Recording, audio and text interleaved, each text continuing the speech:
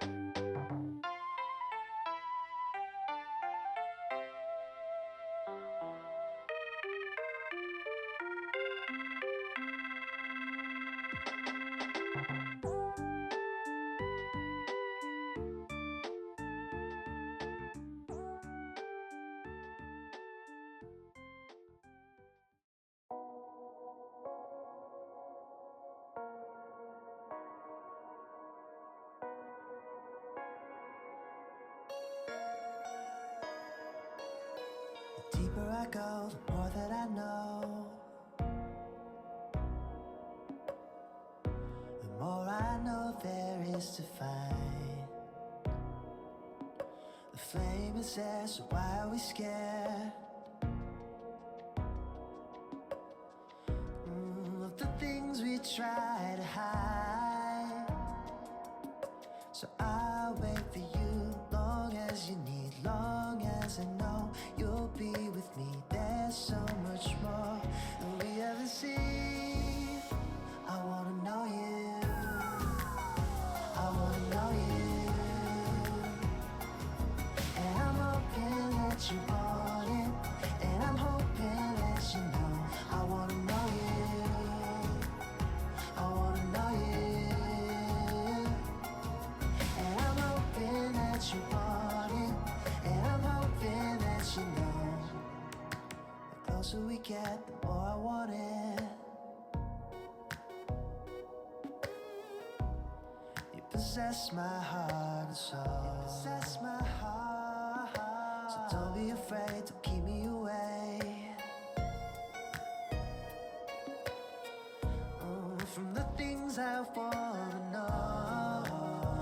Yeah, 'cause I'll wait for you long as you need, long as I know you'll be with me. There's so much more that we haven't seen. I wanna know you, I wanna know you, and I'm hoping that you want it, and I'm hoping that you know. I wanna know you, I wanna know you, and I'm hoping that you want it, and I'm hoping that you know. We could just be fools in love. Do you trust me, darling? Though I don't know much of anything, I know I will be true, and I know you, I wanna know you more, and I'm hoping that you want it, and I'm hoping that you know. I wanna know you, I wanna know you,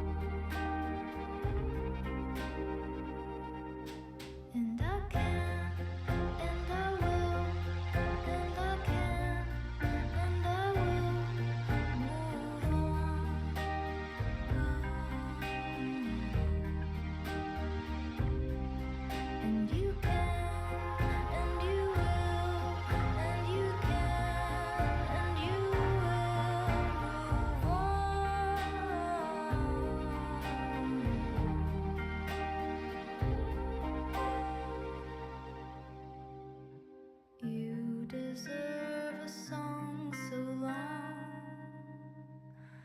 and crafted with hands of love and capability. So I'll retire, I'll keep it brief, admiring you lovingly. So long,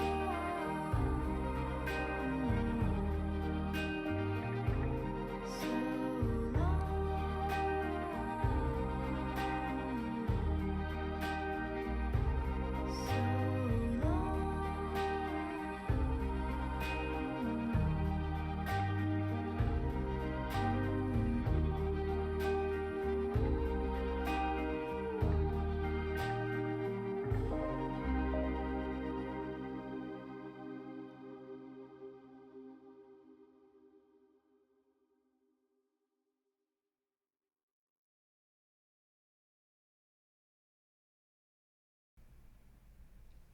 Hey folks, how we doing?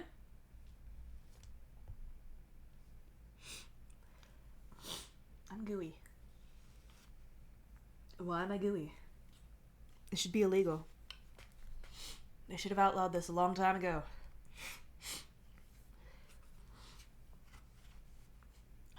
How are we feeling today? Oh no, not getting sick.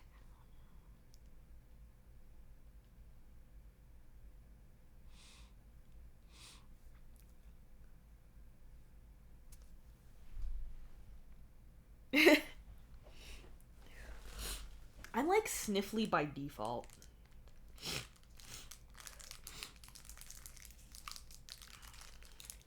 And yes, I'm unwrapping candy live on mic. Who cares? I want some. Alright?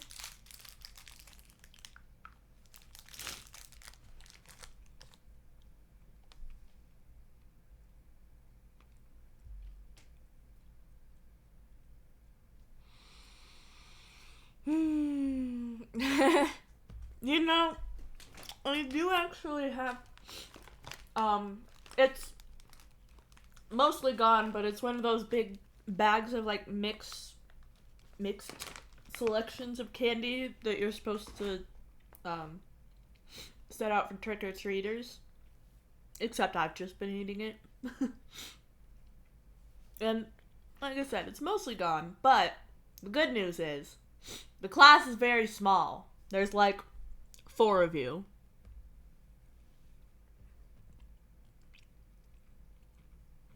So, that balances out. Hey, balance. Alright, here. I just handed a fistful of it to my microphone. I hope you appreciate it.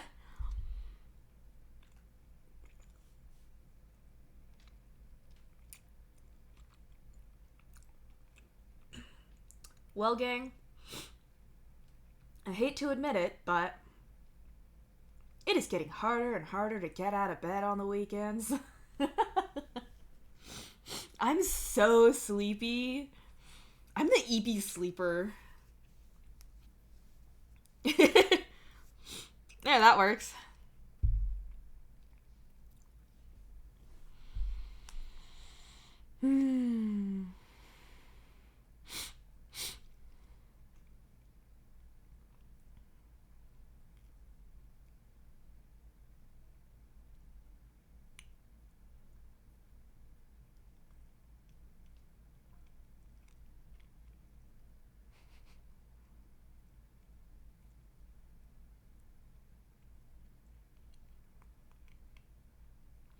I am mostly silent because I put candy in my mouth.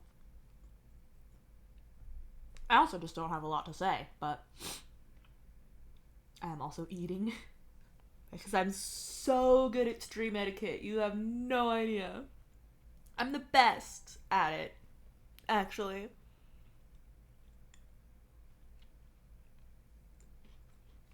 And I deserve 1 million subs on this channel that is not monetized and not affiliated.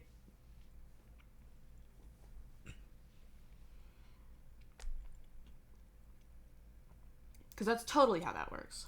It's not how that works at all.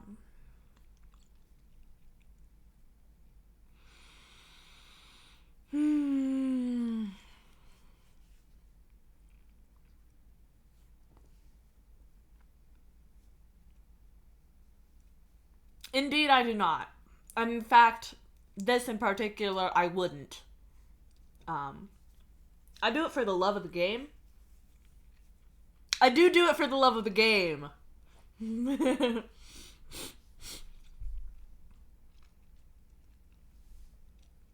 sports, the feelings. Mostly the feelings. There's a lot of them.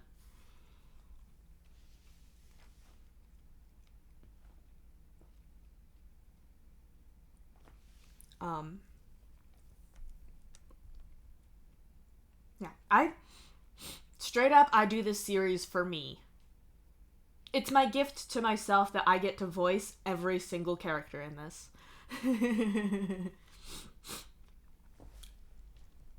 And as a bonus, I've now infected everyone close to me with the brain rot. So now I get to ramble at length about it with them.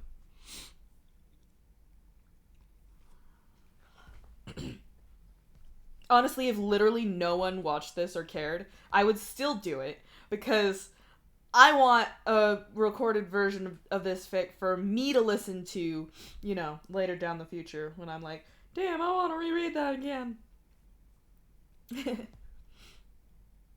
Probably most of this will be seared into my brain after this at any rate, but there's something to be said for familiarity. I am the rewatcher. I am the rereader. I will do it forever and always. And I've been wanting to reread AU. What I should reread is 22 Seconds. Because it's been a while since I read 22 Seconds. But anyway, those are different fics. That's not what we're here for right now. So why don't we... I've eaten my candy. Why don't we jump right into what we are here for right here and right now?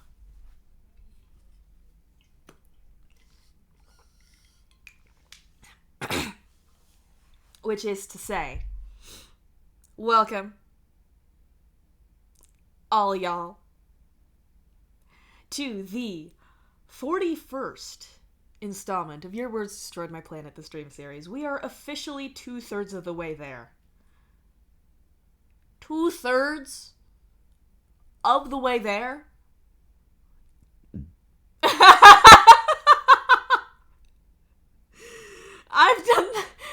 I've done that too. I don't remember if I've done it specifically with a pot, but I constantly am trying to put everything in the fridge. Like, cereal box.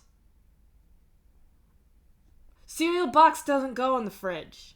It's too big. It'll take up too much fridge space. And it's not even something that'd be cold.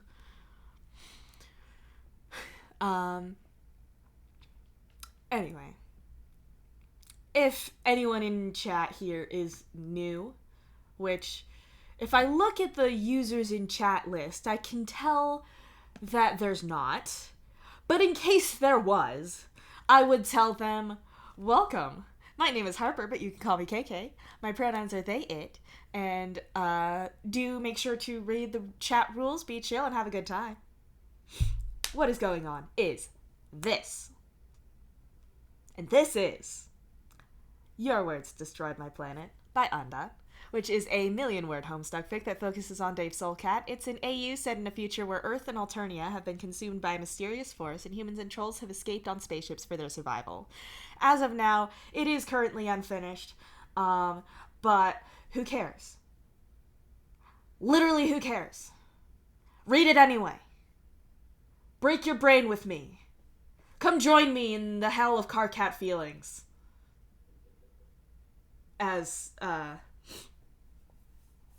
Solix recently said.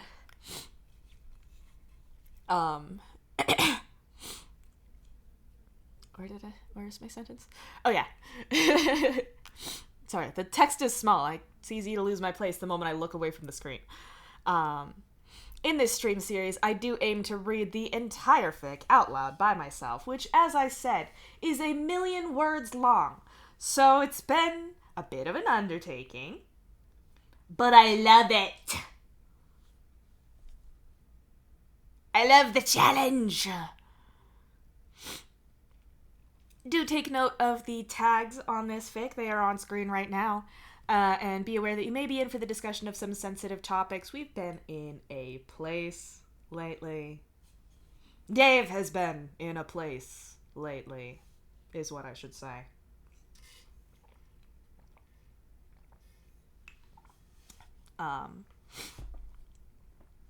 So do whatever you gotta do if conversation goes in directions. If you would like to read back approximately what I just said, you can type !fic about in chat. If you'd like a link to the fic itself on AO3, you can use !fic link. Makes sense. !fic song is a brief explanation of a very special feature of these streams, which is the pre-recorded song sequences. They're gonna get better and better in terms of production quality, on account of now we're in the later portion of the fic, and so I had done more of them and I got better at it. Yay. Unfortunately, the command sadly cannot tell you which song is currently happening, but that's okay, because if they don't mention it, I can mention it, because I got all the song titles up in my brain hole. Which is what I have instead of a brain. It's the hole where the brain's supposed to go, but all I got's the song titles. And Soulcat. They're up there too.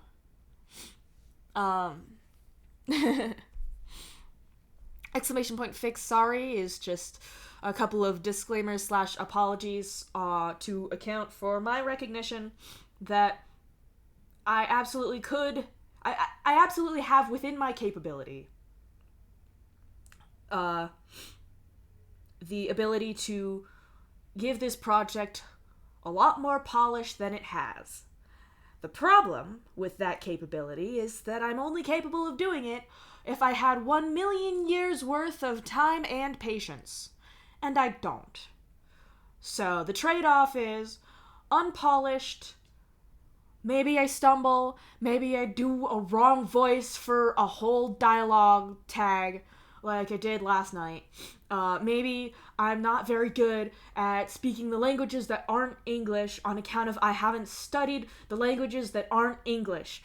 But the trade-off for that is the project exists and we're already 2/3 of the way through it. Instead of the project doesn't exist because I'm 1% of the way through it. I much prefer it this way, and I hope you do too. Thank you. And finally, you can use !VODs. That's not fic VODs, that's just VODs. To get a link to my YouTube archive, where I'll be putting every VOD for this series as well as my other streams. I should get in the habit of, if something happens such that, like last night when I had to literally leave right after stream, and so it would have been later, I should get into the habit of putting those kind of updates maybe right on the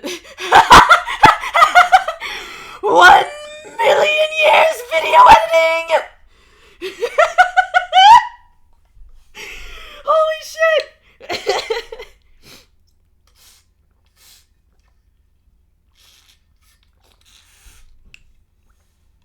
If the fic itself didn't tell me this, that message would. That right there is an auditory memory that's speaking my language.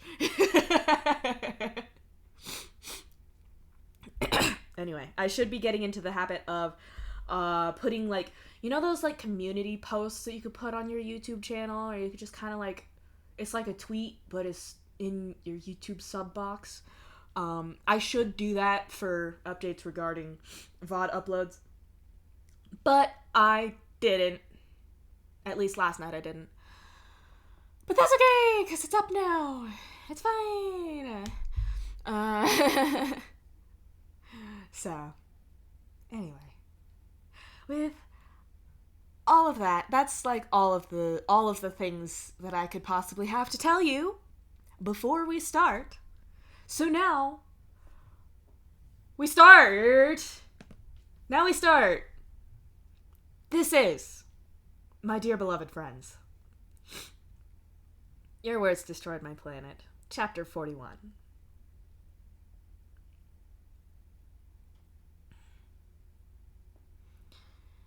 Equius told you that you couldn't stay there in the hospital with Dave all night. In fact, he seemed pretty keen to get rid of you, especially after you'd explained that you and Dave had been on a date when this happened. He probably thinks you had something to do with this, or it's the protocol if someone shows up in that kind of situation. You can understand that, to a degree. Just because your relationship is healthy doesn't mean others are. Some partners aren't good to the people they date.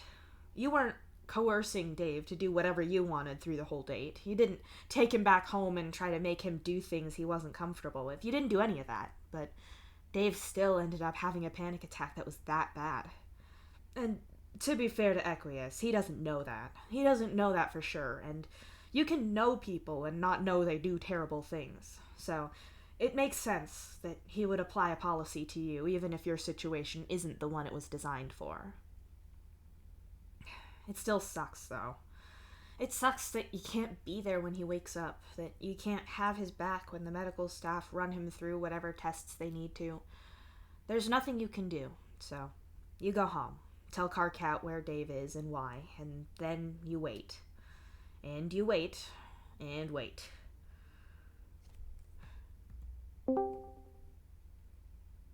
Hey, I know it's late, but have you seen Dave? I sure have. Oh, great. Is he with you now? He's not online, and I'm worried about him. Oh, no, sorry. I thought you meant in general. Why would I be asking if you've ever seen Dave when we both know you have? You know what? Never mind. Have you seen Dave this evening?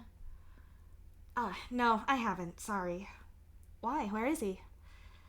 If I knew that, I wouldn't be asking. That was supremely unhelpful, and you still don't know where Dave is. What if something's really wrong? You ask out loud.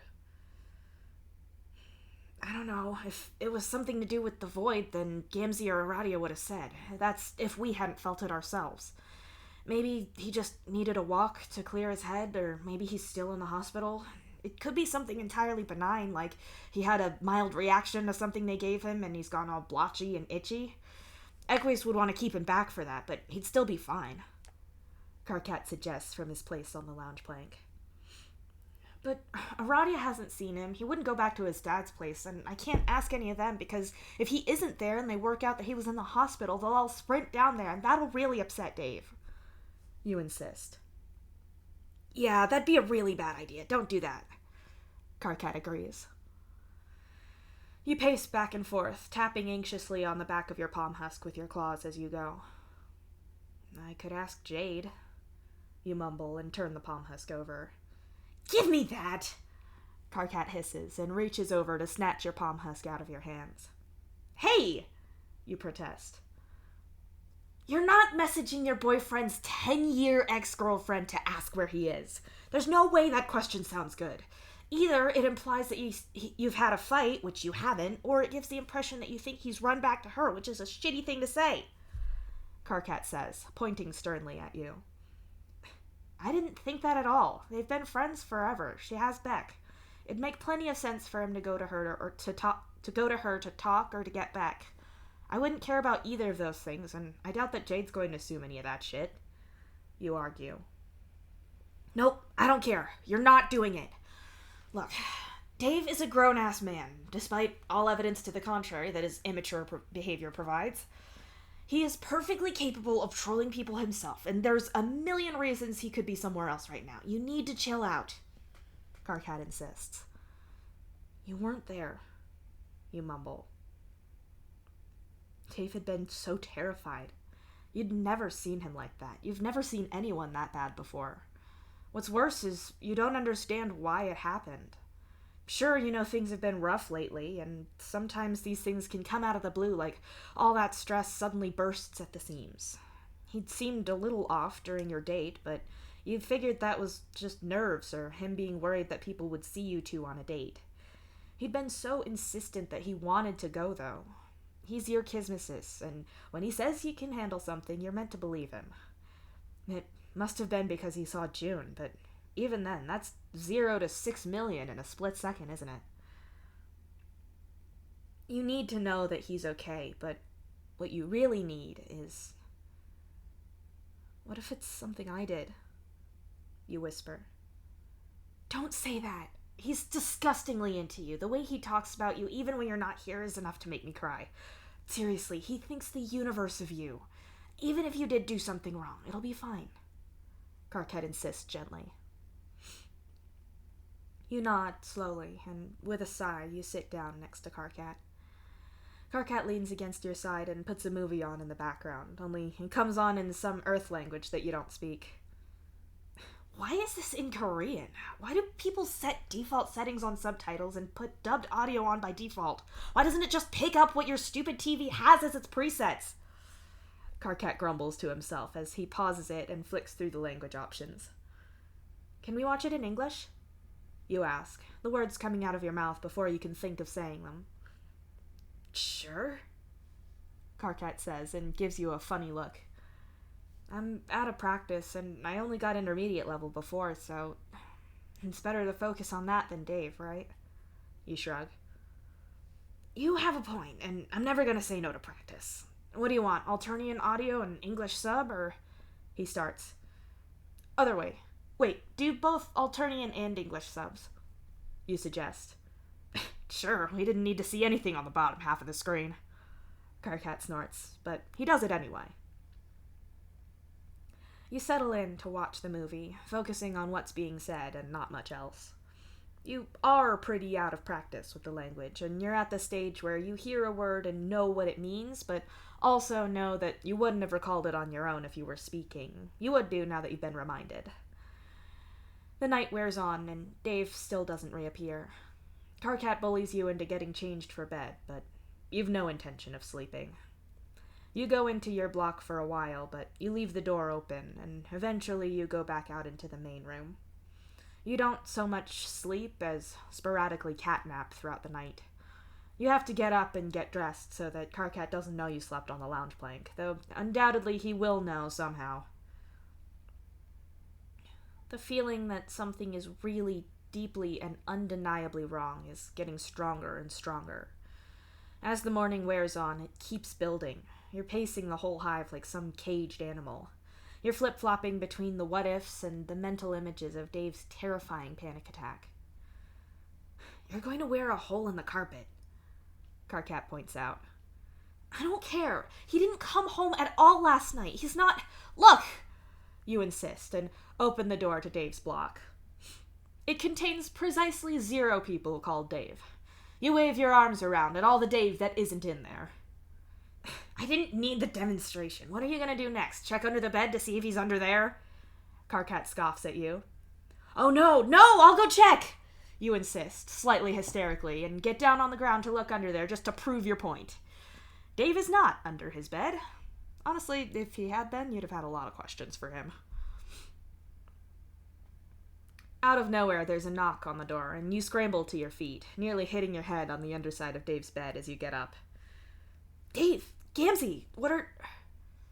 Karkat starts, but you're already sprinting out of the room and to the door. You call out his name and scramble into view to see Dave and Gamzee standing in the doorway. Dave's eyes lock with yours, and he looks tense and uneasy. Dave manages to say as he takes a hesitant step closer to you. What happened? Equius kicked me out of there, and you were gone all night, you demand as you look him over. There's no sign that he was more hurt than you thought, no allergic reaction that you can see, nothing. I'd have to tell you, Dave says in a quiet voice. Gamzee comes up with some excuse and yanks Karkat out of the hive in a blur, shutting the door right after them. The noise and the motion make Dave jump, and it leaves you both looking at the shut door for a second. What happened? I was so worried, you say again, gentler this time. Dave opens his mouth to talk, but nothing comes out. Cautiously, you get closer to him and reach out to touch him. For a moment, your fingers brush through his hair, but then he cringes away from you. You pull your hand back, not wanting to spook Dave at all. Dave is still mute, but he digs his hands into his pockets and then tosses something in your direction. You catch it out of the air. It's a small bag, obviously from the pharmacy. What is this? You ask, but Dave just gestures at you. You're not sure if he wants you to open it, but you're not sure what else to do. You start to open it as you look at him, and Dave gives no sign that this isn't what he wants you to do. You take the medication box out of the bag and look at it. It's for Dave, and weirdly it's not prescribed by Equius. You're not sure what the medication is, though. You don't actually have an encyclopedic knowledge of all medication. A quick search on your palm husk tells you that it's an anti-anxiety medication. Oh, for the panic attacks? You ask. I saw a therapist, Dave blurts out. Okay. What happened to death first? Not that I'm not pleased for you or anything, it's just a 180 is all. You ask. No, I still stand by that. Dave looks away from you and shifts uneasily. I can't handle anything right now. I wanted to go on our date, and the slightest thing goes wrong, and that happens. I lose my shit, or I start doing that fake Dave thing that you hate, the thing you always catch me on. Yeah, you've seen him doing that around people, even around you lately. He did it when you were all in the hastily built Fort Trauma, pretending like he was fine when you could see that he damn well wasn't. I told you that you don't have to do that with me. If you don't want to share stuff with me, you don't have to, but you don't need to pretend. You remind him. Yeah, and I don't want to. I want to be me. I just don't know who that is anymore. I'm just a series of fucked up ways of coping, dumb mimetic jokes, and pretend versions of me in a trench coat. When I'm not putting up some stupid front, I don't know who's really there. I know someone is, but I don't know who that is. I don't know who you see. It's not like I've been lying to you. When I've been with you, I don't feel like I'm pretending, but I was on our date, he says in a rush. Oh, that actually makes sense. You don't have to do that. I thought you were just nervous. Dave, I don't want you to be someone else. I want you. You reassure him. I wasn't trying to do it. It just happened. I could see myself there, and I couldn't... It was like I was there and wasn't. I don't want to do that. Dave insists, his hands in his hair in a grip that looks painful. It's okay. You reassure him and take a careful step closer. It's not okay. That isn't... This whole thing is fucking up this thing with us that I want. I really want it. He snaps at you and then deflates slightly, like he didn't mean to get that intense about it. I shouldn't have rushed us going on a date. You say regretfully. Rushed! Dave laughs incredulously, pulling your gaze up from where it drifted to the floor. Well, yeah, it's clearly too soon. I know you said you were okay with it, but you're clearly not okay. You point out. It wasn't rushed. We've been going around this thing for a while now, and even then it took a good amount of time before we even agreed to date. It's been ages between all of that starting and our first date. That's the opposite of rushed. No one would say that was rushed. Dave insists. I don't care what everyone else says. I'm not dating everyone else. If it was too fast for you, it was rushed. You tell him firmly. Other people's standards can get lost. It wasn't too fast. I wanted it. I still want it. I can't get out of my own fucking way. That's the problem. If I screw this up, I don't get a second chance. And I want this. I want you. Dave says desperately. A feeling of dread starts to creep over you. You have me. Dave, you have me. It doesn't matter if that time wasn't perfect. I'm not going anywhere, and I don't mind if this goes slow. I care about you. You tell him softly. Dave looks away from you, focusing on the far wall of the hive. His whole body language is dejected. He seems exhausted, like so much life has drained out of him. I can't do this when I'm in whatever state this is that I'm in. It doesn't matter how slow it is or how much I want this. I'm fucking it up. I'd rather die than go to therapy, but I'd rather go to therapy than lose my chance at being with you. That's why I'm going. That's why I'm agreeing to take that stuff. Why I'm going to work on my screwed up brain. Dave says softly. You can't do this? Do what? Go on a date or be with me? Because it sounds like you're breaking up with me. You say quietly. I don't want to break up with you. Dave mumbles. Then don't! Not breaking up with people is really easy. I've statistically spent most of my life not breaking up with people. You snap at him. Okay, yeah, see, that's what I want. I want to be with you, but you know what's gonna happen if I stay with you when I'm trying to fix this? I know what's gonna happen. I can't stop it from happening, and it happened on our date.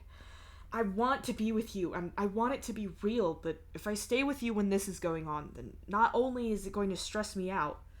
Dave starts. I'm sorry, is this not stressful? You demand. I don't want to do this either. I'm in love with you, and... Dave falters, and you both realize that was a pretty sincere confession there. It's not like he's told you that he loves things that you do, or casually dropped the word, but that felt heavier than anything else he's said. He's in love with you, and you're in love with him, but you're still pretty sure he's breaking up with you. Can you not tell me you love me and break up with me at the same time? You ask him hoarsely. I do, but... fuck. I like that you see me. I like being able to be with you without faking things. I've never felt the way I do with you about anyone. I don't want to lose that. But I'm starting to crack. Between everyone knowing what happened to me, the void, the planets, the breakup with Jade, my goddamn family, I'm losing it. I can't take it. What happened on our date is gonna keep happening. It happened the other night. I don't want to be fake around you. I want to be real with you. You're the only one who sees that, and if you don't, then maybe there is no real me. Dave's voice is a whisper by the end. But I can help. It's not like I'm oblivious to mental health problems. Let me help. You tell him earnestly. Dave looks up at you, distraught and exhausted. All that's going to do is have you custom make your own fake Dave, and I won't know how to stop being him. Dave says tightly. That thought is like an arrow through your blood pusher. You won't get the Dave that no one else sees. You'll get his approximation of what he's worked out that you want. If that happens as you're helping him get better, you won't know the difference between that and the real thing. You'll be dating a lie, and Dave will be stuck in a relationship that he's faking. Fine. I get how you need time. I can see how me helping might not help. You concede. I'm doing everything I can to fix this. Medication and therapy of all things. Dave tells you. Sure, that's great, but that doesn't mean you have to break up with me. You can't tell me you love me and break up with me in the same conversation. You insist. That's not fair. I don't know, that's how it's gone in my experience. Dave mutters, and for the first time you want to smack Jade, if just for a split second. Actually, on second thought, you want to smack Dave around the head for saying that at all. Shut up. If you need me to pull back so you can get on your feet again, then I can do that. We can still be together and have a break. You don't need to end everything. You tell him. And know that I've got you on a string waiting for me to get better? So I'm stuck trying to speedrun therapy before the clock that's counting down your patience for my shit runs out? All the while keeping you away from being with someone else like you are with me? That's not fair to either of us.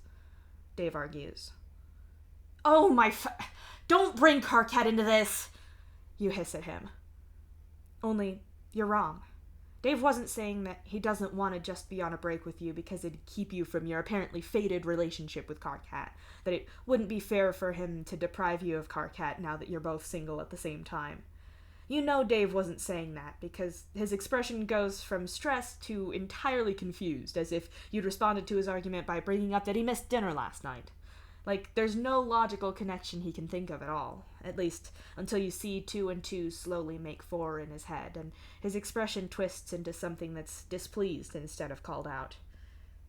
I didn't mean that. Not that I'd have any right to complain if you did date him, since I'm doing this shit, but I'm not calling this off for now just so I can wingman you for him. Fuck that. Dave denies, and you believe him. You're really breaking up with me? You ask him. Dave sighs and leans against the wall. He looks miserable. It's stupid as fuck because he could just not be doing this at all. I have to, Dave says softly. Except you don't. Okay, fine. You can say you're breaking up with me, but I don't accept it. We're not broken up. You tell him, and fold your arms like you mean business.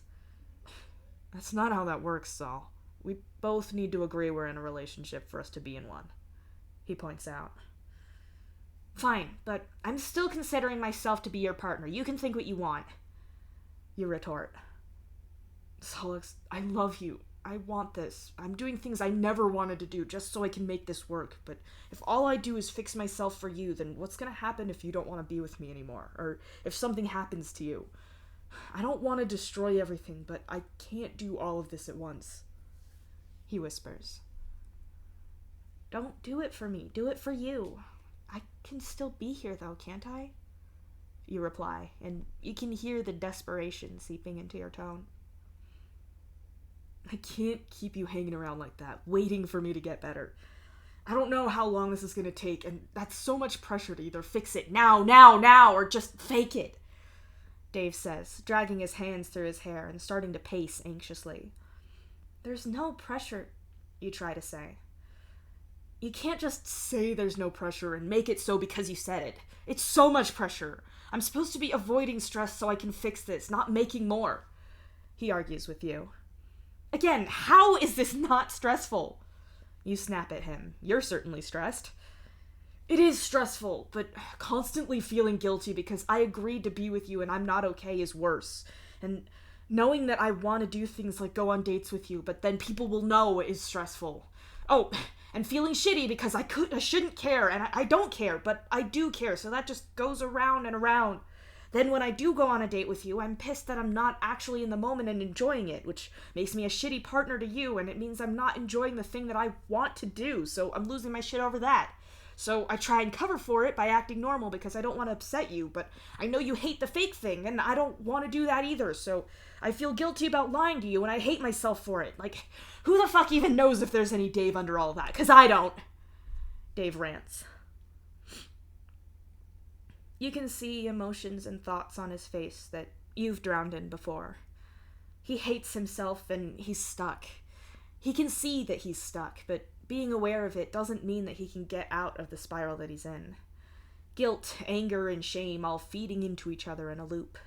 Except it's happening to Dave and you're part of it. You're not hurting him, but he's hurting himself over you or with you. Hey, no, it's okay, you say softly, reaching for Dave and not quite touching him, but instead your hands hover near his shoulders. It's not okay. I hate it. This isn't what I wanted. It's not what you wanted. Dave sniffs, and that'd be guilt you can hear in his voice. Okay, let's figure this out. Come on, we're smart. Well, I'm smart, but you're pretty, so that's okay. You joke weakly, and Dave looks up at you, still distraught, but like your joke threw him out of it a little. I don't want to hurt you or make you anxious. I want to help. Is it that being with me is just too much pressure right now? Like it puts some kind of deadline on when you need to fix this, or it makes you think you're obligated to be something for me? Even though I don't see it like that at all, just to be clear on that. You ask him. Dave sniffs and nods. He lets go of the tight grip in his hair and wraps his arms around himself. I want this. I want you, but I can't do this right now. I want to be with you, and I'd love to fix this shit like that and go back to being with you. I'm not doing this because I don't want you. I'm doing all of this shit because I want to be with you that badly. If it was just me, I'd probably just not. Dave mumbles and shrugs. Yeah, he should maybe work on that. You entirely believe that Dave would keep all of this to himself and fake being fine until he crumbled into dust or something. He's worth help even without you being around, but you're not going to mention that just yet. Okay, fine. So we can be not together then, if that makes it easier for you. I'm still not intending on abandoning you and running off with someone else, and I still have feelings for you. You agree. It's not what you want, but that's just how the situation is. That seems like a lot to ask, Dave says quietly. I get to decide that, you remind him. You even still gonna want to talk to me or live with me after this? I mean, this isn't a cool thing to do to you, and I don't want to wreck things with us, but it's a lot for me to assume things are just gonna be fine. Shit. Dave mutters, perhaps realizing that he should have thought this through more. The way I see it is that we've already done this, or at least we have a little bit. We kissed that first time, and we both knew we had feelings for each other. That was all on the table, but instead we held off for a while until you were cool with things. You say carefully. I think I maybe wasn't cool with things, and at this point I'm questioning if I've ever been cool ever. Dave says miserably. You're not cool. You're a dweeb. My point is that we can just go back to that, if that's what's going to be easier for you. I don't have to act like I don't like you or want you. You don't have to pretend like I don't know how you feel. We're just not doing anything about it, and we're still friends. We weren't dating then, but it'd still have been weird for either of us to rush off and date someone else without saying anything about it to the other one. We can do that, right? You offer, but you can hear the almost pleading tone. You don't want to push Dave, and you don't want to make him do something he's not comfortable with. He means so much to you, and you'd hate to think that you did that to him, but losing him is agony, so you don't want that either. All you can hope is that there's some way to thread that needle between you wanting to stay with Dave and not making things worse for him. If it comes to it and you can only have one, then you'll step back, because Dave's need is clearly greater, but you want both. I think. I don't know. Dave mumbles. Okay, you're not gonna push him on this right now, but you also can't stand here and not pick at this, because not knowing if you've lost Dave or not is agony. The very idea that you might come back and have Dave reiterate that he can't be with you is making your eyes sting. I need to go and just clear my head. I'm probably also stressing you out more, right? I'll be back, but that sentence probably should have an end, but you'll be damned if you know what it is. Dave nods. His body language is small and weary. It's not something you can fix for him right now, or nudge him into fixing for himself, since you're part of the problem. Instead, you back out and remove yourself from the hive, trying not to bolt out of the front door. To your surprise, you nearly run right into Karkat and Gamzee, who seem just as surprised to see you.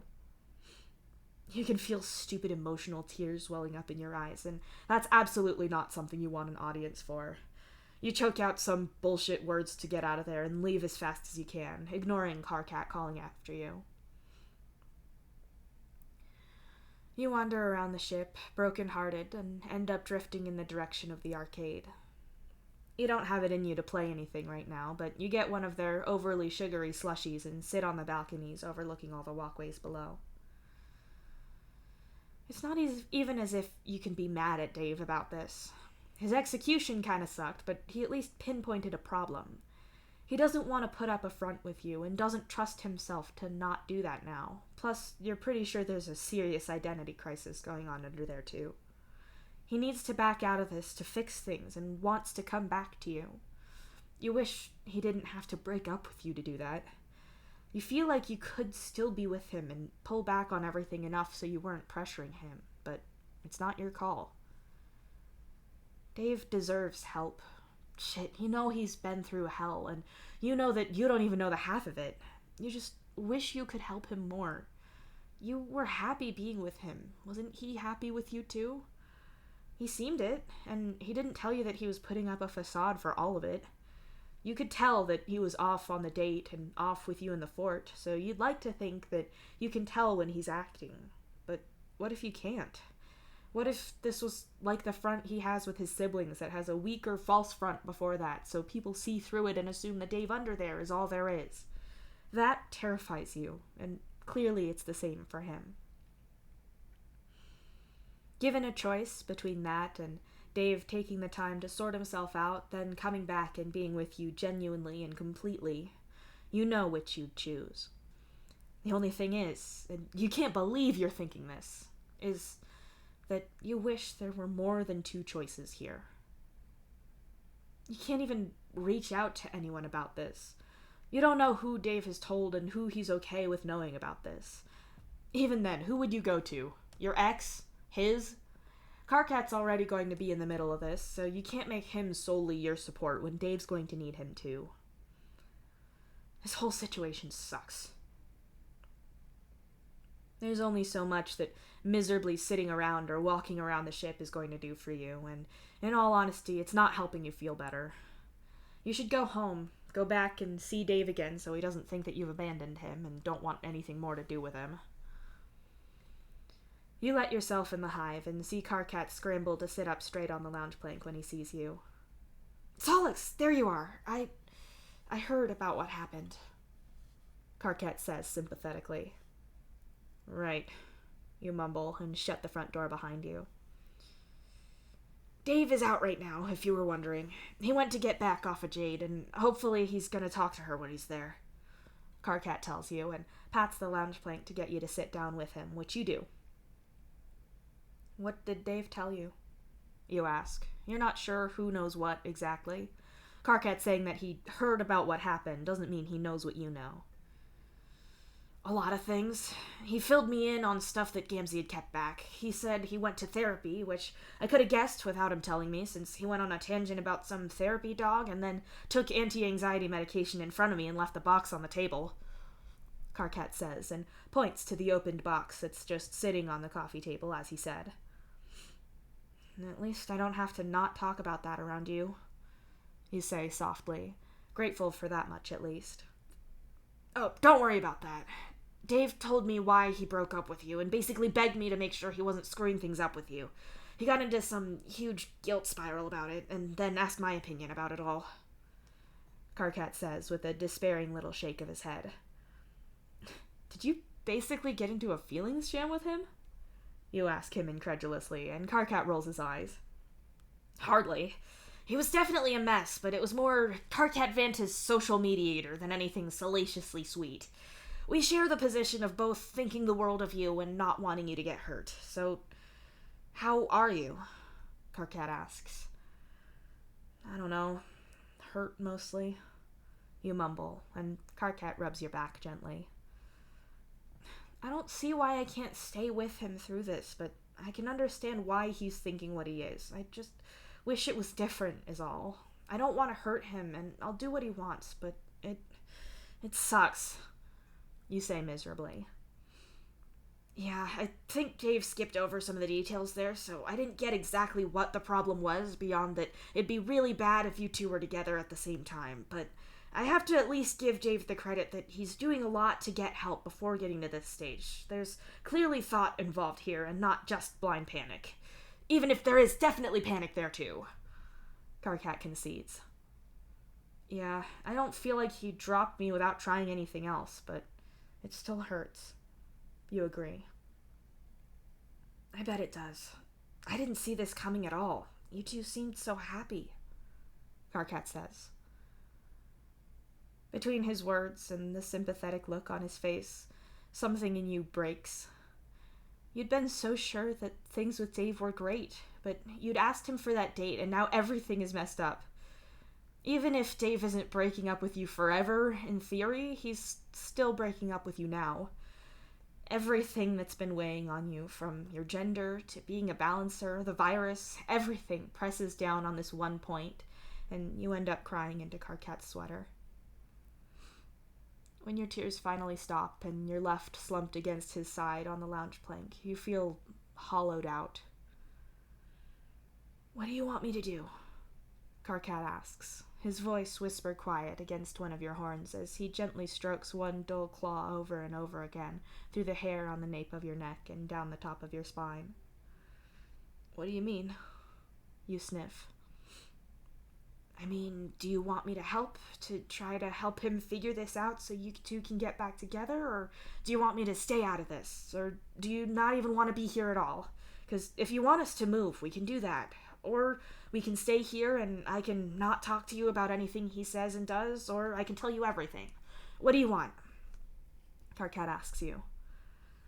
You pull back and look at him. He's watching and waiting for your answer. "I'm not gonna move out and make him live on his own. That'd be mean. It's not like he cheated on me. He doesn't deserve that." You tell Karkat. "I agree, but you've also got to consider what's best for you, and if that's what you need, then that's what you need. He's not the only one with psychological problems to consider here. I've got your back on this," Karkat points out. "Is that what you want, or what you think I should do?" You ask. Karkat's eyes dart away from you for just a moment, but you know his tells when he's being evasive. "It's not about what I want," he starts. "Karkat," you say sharply. "Okay, no, I don't want to move, and I don't think you leaving would be a good idea for either of you. I think the two of you can absolutely work this out, and when Dave said he wanted to fix this thing and then be with you again, I believed him. I think either of you running on this would hurt both of you, and it'd be a bad idea. But you're my best friend, and I'd get it if you need to get out of here, and I'll do whatever you want and need here," Karkat says in a big rush. He means that he's standing with your decisions, no matter what they are, because he's your friend. He's Dave's friend too, though, and you can see that in his reluctance to actually drop Dave or treat him like the bad guy here. Which is fair. Dave isn't some villain in this situation. "I don't want to leave the hive. I like living with both of you," you tell him quietly. "I really like living with you too as well," Karkat agrees. "And Dave hasn't done anything bad. It hurts is all. But unless he tells you something really concerning, then don't tell me things he tells you in confidence. You know, like the same kind of rules you had with AA. If I told you something that'd make you concerned that I was mentally in trouble, then spill, but otherwise don't." You go on, and with every word, you can see Karkat relax a little more, because this is what he'd been hoping the situation would be. "Okay, look, we can fix this. We've all been through shit lately, and this can be a good thing in the long run. Dave can pick himself up and heal from some of the mountain of trauma that he's had over his life, and then the two of you can get back together and you'll be happier than ever. And you can live out the rest of your time being a pair of abhorrent nerdy losers together, inflicting your bad jokes and infantile sense of humor on everyone else until the end of time. We're going to do this," Karkat insists, a fire shining in his eyes. "Okay, yeah, we're doing this, I guess," you say tiredly.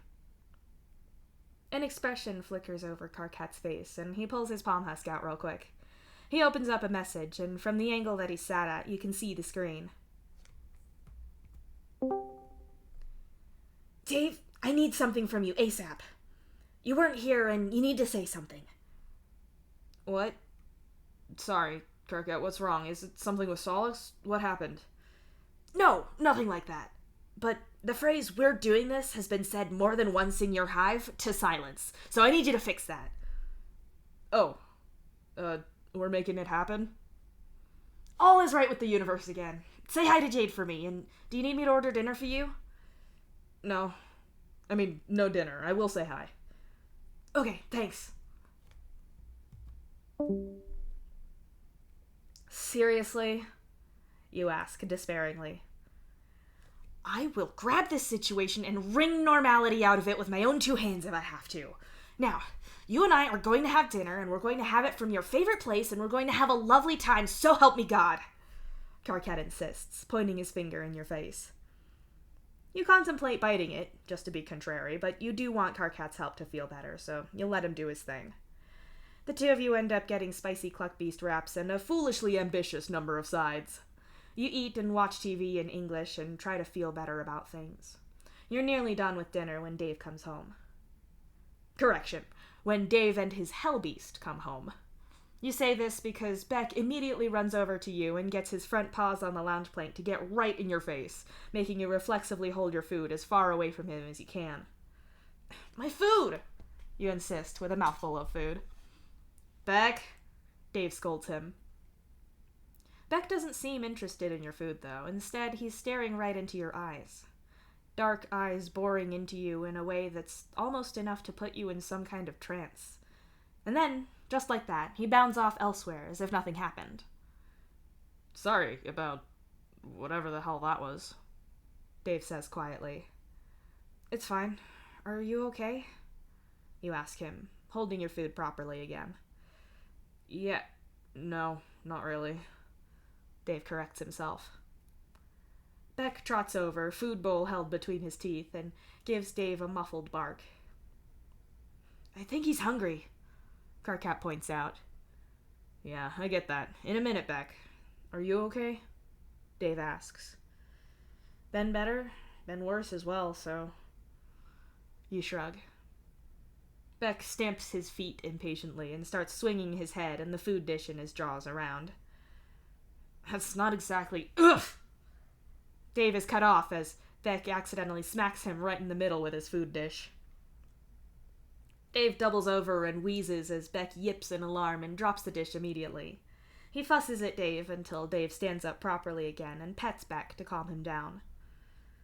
It's okay. Ow. Let me feed him and then I'll be right back, Dave says in a tight voice and walks off to the cupboards where some of Beck's supplies are. You watch as Dave sets out Beck's food and water, but the big dog doesn't seem to be interested in it now and is instead clearly absorbed in his guilt for hitting Dave with the bowl. He clings to Dave like the lightest possible shadow as Dave walks back to you. His eyes dart nervously between you and Karkat, clearly trying to assess the situation. Karkat, for his part, is acting like everything is entirely normal and calm. Hell, he even reaches over and pets Beck when he's close enough. Are you okay? For real, I mean. Dave asks softly.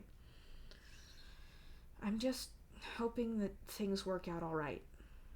You answer him honestly. Me too, man. Me too, Dave says weakly, and Beck moves out of Karkat's petting range to push his face into Dave's hand and get soothing pets. Soothing to Dave, that is. They're probably pretty good for Beck too, though. I should probably shower and go to sleep. I didn't sleep last night, so I'm pretty wrecked. I'll leave you two to this, he mumbles. What do you mean you didn't sleep last night? Where were you? Karkat demands.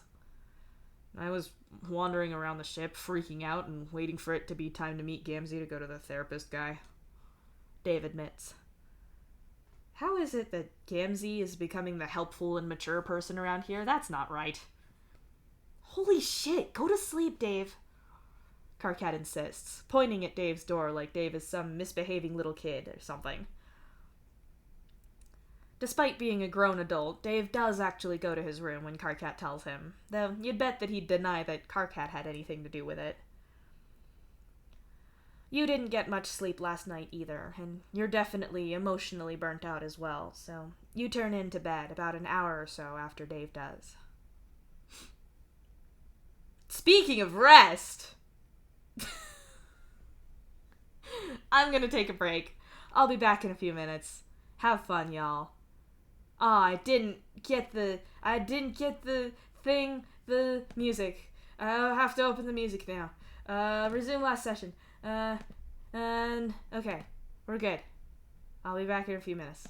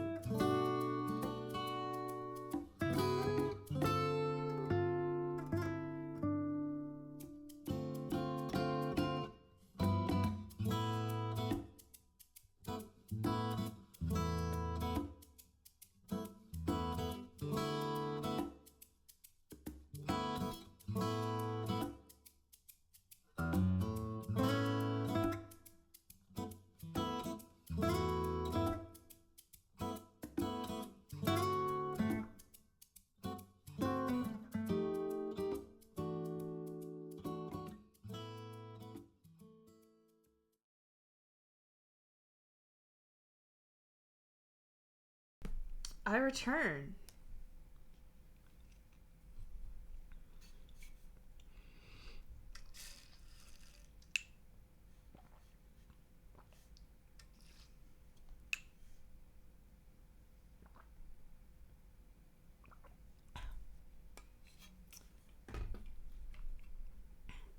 It's me, the returner.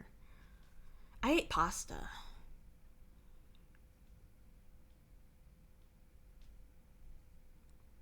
It was yummy.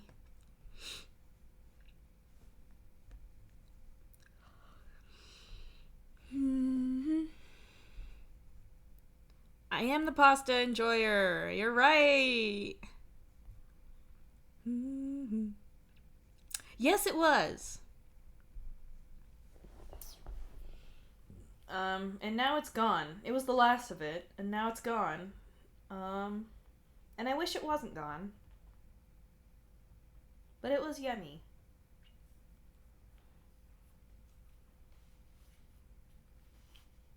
You have an eepy kitty in your room?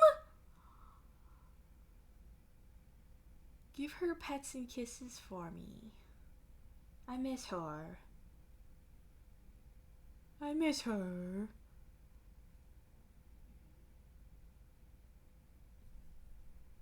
And I need her to know that I love her.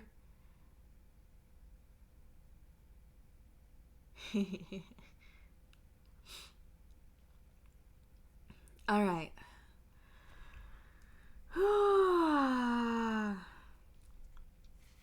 Let's get back to it.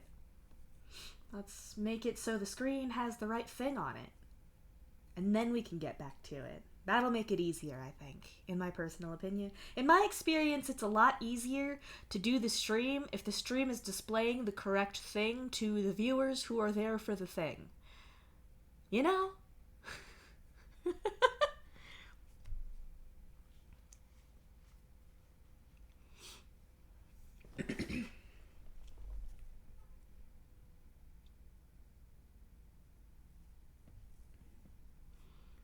Hold on.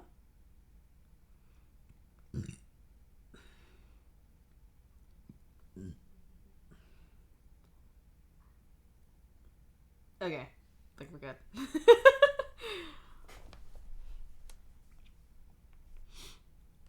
Alright.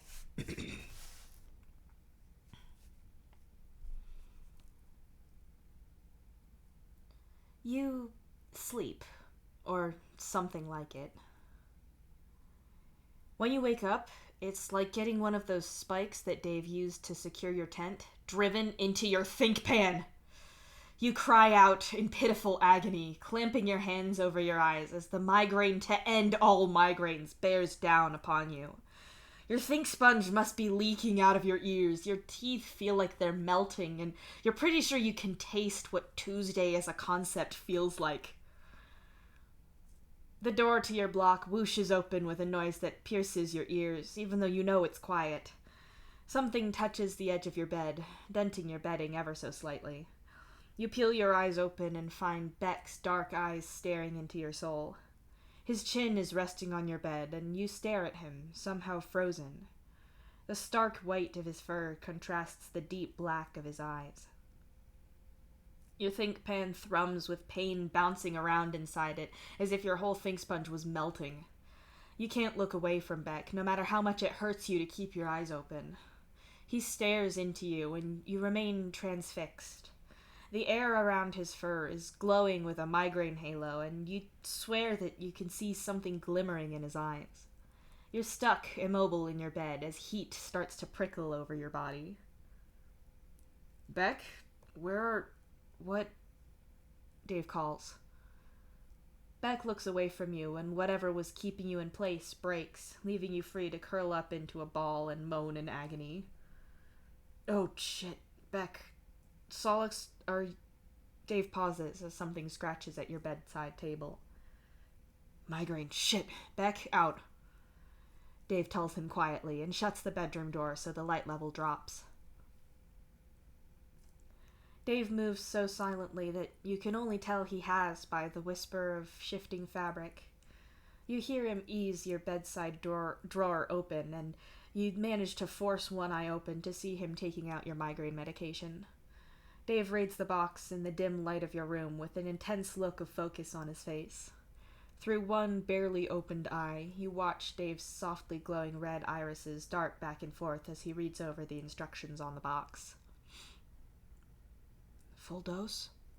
Dave, well, he doesn't say it. It's more that he exhales ever so gently and just ghosts the words around that sound, sparing you the agony of noise.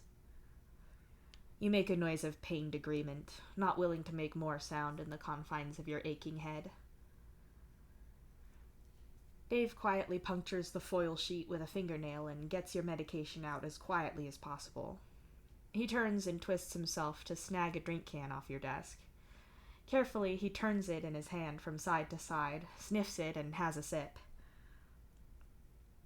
Dave holds your medication out for you. It's all you can do to barely prop yourself up on one elbow and clumsily take it from his fingers like some stupid pet. You consider it a victory that you don't bite him by mistake. The metal of the can touches your lower lip, and you manage to tip your head back and drink the flat remains of a drink you'd abandoned last night. When you pull back, Dave takes the can away but leaves it on your bedside table. He picks up your palm husk and fusses with it silently. I've turned off your alarm. It's on silent. I'll tell Hal you're sick, Dave whispers. You whine and dissolve back down onto your bed with your eyes screwed shut. You only know Dave has left or moved at all thanks to the door opening. Your head pounds, but somehow you fall back into sleep a little. Maybe your consciousness decided that it didn't want to stick around if your body was going to suck so much. Either way, when you open your eyes again, you're alone in the dark, and your head hurts a lot less. To be clear, it still sucks. Your eardrums hurt, and you're all tense and sticky from the lingering traces of sweat, like your whole body has been curled up in agony and is exhausted from it. You sit up cautiously, but you're reassured when it doesn't feel like your think sponge slaps violently against the other side of your think pan. You fumble with your palm husk, and at first only look at it through one barely opened eye in case the light blasts your gander bulbs clean out of your think pan, but you're fine. In fact, it seems like the brightness on your screen is set to the absolute minimum, so it doesn't hurt at all. Dave must have changed it for you. Your blood pressure aches at the thought. He came in here and took care of you, but he's not yours now. He's not your partner or your kismis's. But he still fixed your pain for you and changed the brightness of your screen for you so you wouldn't hurt your eyes. He's sweet, and he's not yours. The clock on your screen tells you that it's lunchtime now, so you should get up and get something to drink and order food in. Fuck, you feel like shit. You wince at the brighter main room, but it's not so bad that you're recoiling in pain. Oh shit! Karkat hisses as you look around at him. Karkat frisbees his tablet across the other end of the lounge plank in his haste to scramble to the coffee table. He snags several things up and then hurries over to you with them in hand. Drink this and then eat this, Karkat says in a hushed voice as he holds out a sports rehydration drink at you and then a sandwich with the crusts cut off. You sit down on the arm of the lounge plank and eat and drink. The soft sandwich has some kind of chocolatey and maybe nutty filling, but it's not crunchy at all, which is what you want with the remains of that kind of migraine lingering around. Dude, Nutella sandwich with no crust? Bro is just like me for real. For his part, Karkat feels your forehead and looks incredibly concerned as he surveys your whole being. You drain the last of your sports drink, flip the cap closed, and drop it on the lounge plank. Keep drinking. How are you feeling? Karkat asks, and hands you a bottle of water at the same time, and he even opens it for you. I can't drink and tell you how I'm feeling at the same time. You grumble, and drink some more anyway. The lack of duality must pain you. How's your head? Karkat asks, his voice still quiet for him. Okay, well that implies a lot about you and me, because if you're projecting on Solix and I'm projecting on Solix, then who's flying the plane? Are we just the same person? Are we all just the same person?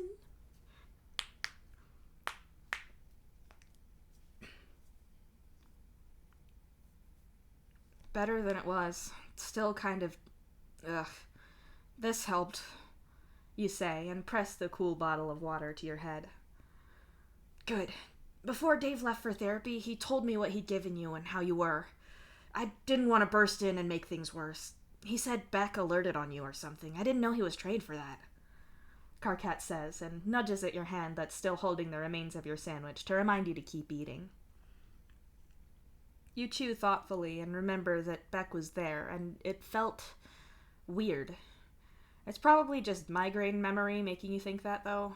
You have another deep swig of water to clear your mouth and wonder how the water is so cool. Was Karkat alternating between bottles in the fridge so he always had a cool enough one to hand you whenever you came out into the main room?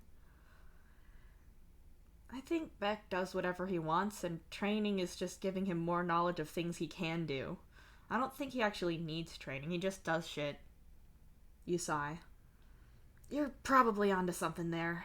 It could be helpful if he could predict these, though, but I'd prefer it if this stopped happening entirely and he didn't get a chance to see if he can do that. Karkat agrees. So Dave is... You start. Out at therapy, with Beck. Karkat nods. Right. You mumble. It's probably good that you're not going to run into him right now. I'm gonna go shower. Yeah, you feel a little clammy. Karkat agrees, and then wipes his hand that had previously felt your forehead against his clothes. Thanks, you tell him, meaning fuck you. You're welcome, Karkat chirps, meaning, and you too. You heave your sorry carcass up and into the ablution block. You get into the shower and try not to think about when you were in here with Dave so you could help him shower. How he'd trusted you and you'd been there for him. You fail at not thinking about Dave. Instead, you turn and face the shower and tip your head back so the water hits you in the face. Could you have done something to stop this?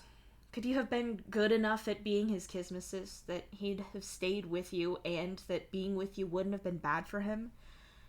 You don't want the situation he told you about. You want the real Dave and not some facade. You also want to be with him, not at some later point in time, maybe, but now, damn it. Can't you just get what you want and have both of you be happy? Don't you both deserve that? You sullenly scrub yourself clean and try to figure out what you're going to do. If Dave is going hard when it comes to fixing his issues, then there's not much you can do to help unless he tells you what he needs. You can't love someone better, no matter how much you want to.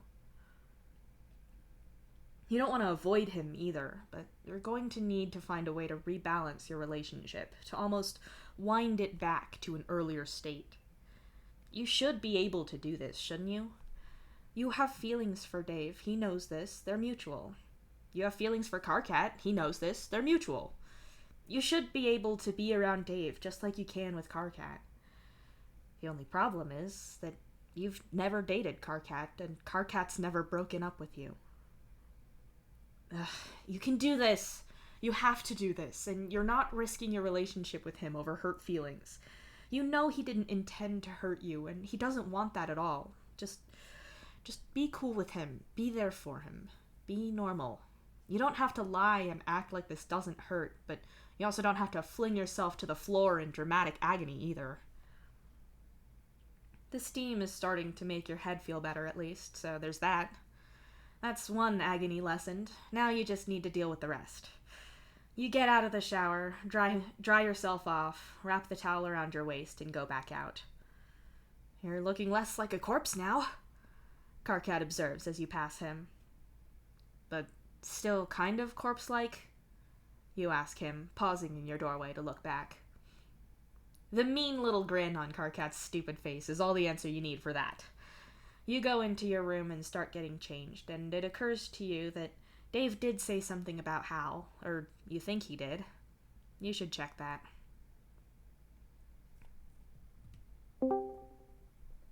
Hey, Dave messaged me and said that you had one of those terrible migraines again and that you probably wouldn't be in. I'll pass it on to the powers that be, but if you're able to see this and not have your eyes melt out of your head, then message me back about it or call me. Gotta make that shit official. Trademark. Hope you feel better soon. Aw, you got Hal to be sincere. He must feel really bad for you. He's going to feel really bad for you when you tell him Dave broke up with you. You're going to have to tell him. You were disgustingly happy when you two got together. Your sudden change in mood is going to be noticeable. Yeah, maybe if you saw him today, you could play it off as migraine-induced bad mood, but not for longer than that. You should tell him, and you should tell him today. After that migraine and its lingering effects, you feel pretty terrible already. That's without all of the Dave stuff, so why not be efficient and get all of your terrible things done in the same time frame? I think I'm going into work, you call out to Karkat. Excuse the fuck out of me!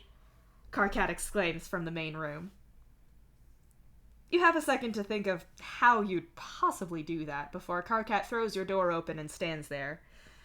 Evidently, Karkat doesn't care that you might have been changing. Thankfully, you're basically done already, but even so. You're going into work after that? Karkat demands, his volume a little lower now. I feel mostly fine now. Besides, if I stay here, I'm just gonna drive myself nuts thinking about the Dave stuff, and if he shows up and sees me being a mess about it, then how's he gonna feel? You say with a deep sigh. Okay, but are you well enough to go into work and stare at a screen for the rest of the day after that? Karkat asks as you pull your shirt on. I think so, more or less. Besides, Hal still owes me, so even if I can't work, he can cover me. You sigh and comb your claws through your damp hair. The feel of them over your still sensitive hornbeds is kind of soothing, but it makes your blood pressure hurt when you remember how Dave stayed up with you and kept his fingers on them to ease your pain when Sai and Matuna were going through it and affecting you. I just need to be somewhere else thinking about other things, just for a few hours. You say softly. Karkat makes a sad little noise and crosses the room to hug you, gently wrapping his arms around you and burying his face in your shoulder. There? You say weakly and pat him on the shoulder as if he was the one that needed comforting instead of you. You can only assume that Karkat takes offense to this, as he decides to respond by biting you, and because of his height, it means that he bites your chest, and that's not an easy thing to do, so he mostly just ineffectually mauls you with his teeth. You slap him in the nearest horn to your hand to defend yourself. You'd better not work too hard, and come back if you feel even a little bit off, Karkat tells you, but his words sound like he's threatening you somehow, which is pretty much Karkat all over, supportive and immediately ready to fight about it. What are you, my Lucis? You sigh and pick your things up. It's better than asking, what are you, my Moirail? Because neither of you is having that conversation. Maybe I'll tell your Lucis if you don't, Karkat threatens you. Have fun with that conversation, you snort. Cyclops' was a nice Lucis. He was really emotionally in tune, but about as dense as a neutron star. Karkat trying to explain to Cyclops' that you were going a little hard and pushing yourself to go to work after having a migraine and a breakup isn't going to work. Sure, if your dad saw you, he'd know immediately that you were upset and comfort you, but the explanation won't do jack shit. I wish I knew... Well, I guess I do know, Karkat mutters, almost to himself. You look up from grabbing your palm husk and fix Karkat with a look that communicates that it'd be nice if he included you in this conversation that he's having with himself. Karkat sighs, but starts talking. I was going to say that I wish I knew why this was suddenly happening to you again, since you went so long without having migraines. Even when you did have them, you didn't usually get them this close together. Karkat starts. 2, as much as it's the best number, isn't really enough to decide any kind of pattern, you point out. Fair, but My point was that I'm pretty sure that I know what's causing these, Karkat says. Don't keep that kind of knowledge to yourself. I'd like it if my think sponge didn't try to escape through all the holes in my face. If you can help that not happen, I'd appreciate it, you say sharply. It's stress-induced. After everything we've been through with the void and balancing, not to mention this breakup, of course it's stress setting it off, Karkat points out. Fucking stress. Apparently, it's getting in the way of everything you want. Even so, you're not sure he's right. I don't think that's it. Breaking up with Aradia didn't start them. Crashing down on Somnos didn't. The whole virus and the confrontation with the captain didn't. Why now? You list off. There is a reason, but it's not that.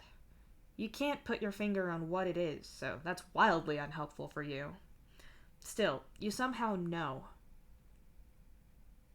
Stress is cumulative. I'll forgive you for talking like you've got pudding for Think Sponge, because after that migraine, I think you've basically soft-boiled whatever you have in your think pan that usually pretends to host intelligent thought. Karkat retorts. Have you considered fucking off? You ask him sweetly. Yes, I prescribe it to nearly everyone I talk to. On an unrelated note, I needed to ask you a weird question, he says with a frown. All of your questions are weird. At least get out of my way so I can put my shoes on if you're going to be weird at me, you say, and elbow past him to get out into the main room. Remember I had that dream, the one in the future, and you bitched at how other people have dream powers and you don't? Well, it turns out that some of my dreams connect up to the other balancers, and we've all seen this one specific thing. I wouldn't have even known that my dreams connected up if I hadn't run into them, so I wanted to check to see if you'd seen the same thing in your dreams at all. Karkat explains. You pause as you try to remember any dreams. I'm not great at remembering my dreams. When was the last time you had a dream and remembered it? Suddenly it's almost impossible to recall anything about your dreams. I think the last dream I can remember was one with Dave in it. You frown. You were dreaming about Dave. Wait, you saw Dave in your dreams? The real one? Karkat asks in surprise and drags your focus from whatever you'd been thinking about and onto him.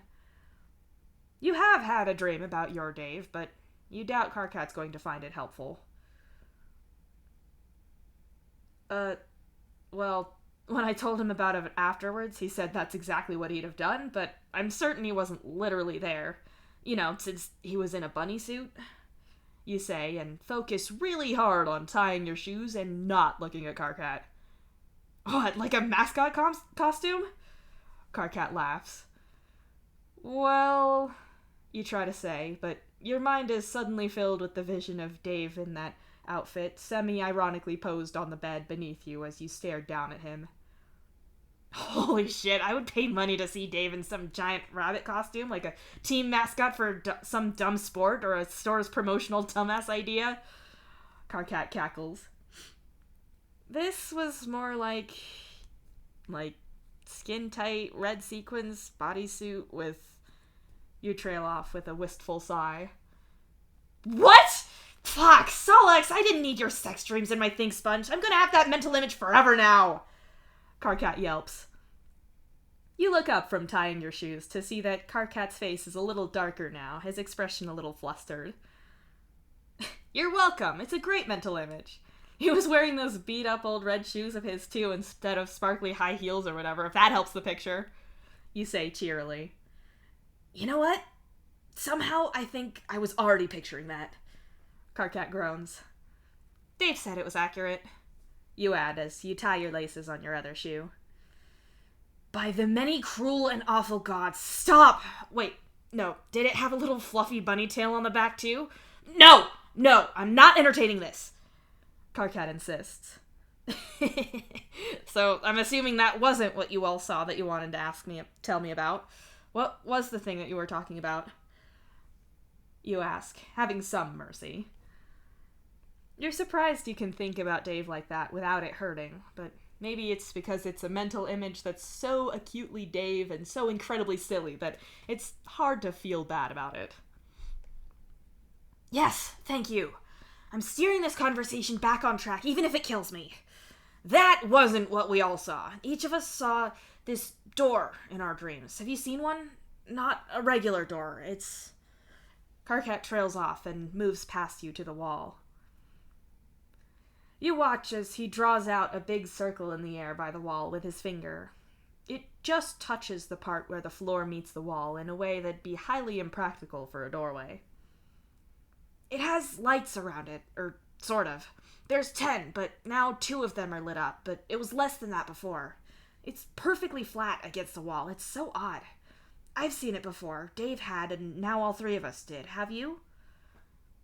Karkat asks. No, nothing like that, you say, and grimace as your head throbs. You grab your bottle of water up and try to drink some more, hoping that the hydration will help. Fair enough. Let us know if you do. Maybe when you get back from work, you can help me choose a name, since people keep getting on me about not having picked a call sign so they can add me to the chat, and you're arbitrarily locked out too until I do, he suggests. I guess I'm locked out until you do, so you don't procrastinate forever. You'll do it if you feel bad for me, but picking a name for yourself involves thinking about who you are, and you hate that, you point out. Karkat stares at you with offense and outrage writ large across his face. Oh, you got him in one, didn't you? You hurry to your feet and then to the front door before Karkat can start going on a colorful tirade at you. Going to work, bye!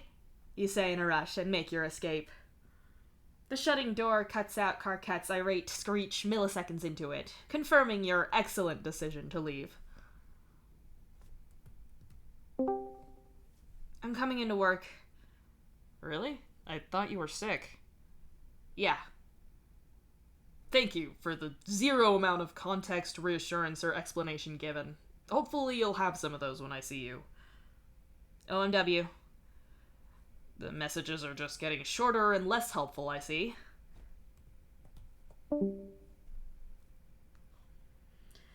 You take your aching head all the way down to your work, although, in fairness, it'd be hard to leave it behind. It's not full migraine level now, and you know that, strictly speaking, you should have waited the rest of the day and ridden the headache out until it faded away completely, but you would only be lying there awake and in pain with all the time in the universe to think about your breakup. Headache or heartache, that's your choice. When you step through the doors, Hal looks up at you with concern on his face. Are you good? He asks slowly, looking you up and down behind his colored lenses. That's a complicated question. You grumble and walk past him and kick the mini fridge open to get a new cold drink. Fine, let me refine my query. Have you still got a migraine that's bad enough that my brother messaged me to get you out of work? Hal asks you patiently.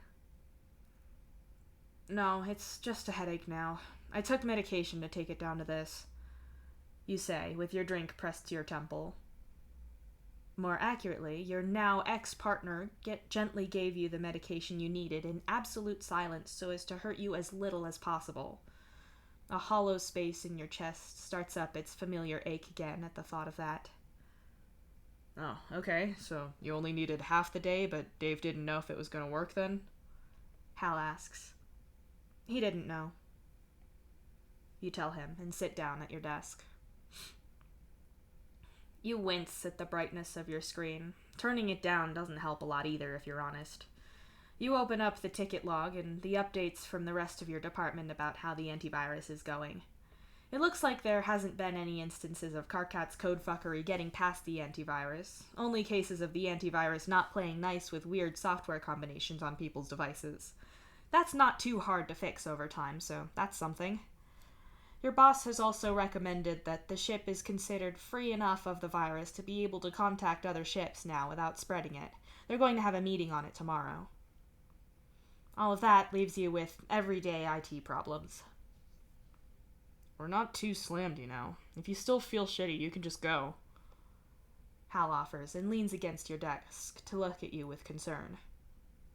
I'm fine, you tell him. If you say so, Hal says and pushes away from your desk and walks away.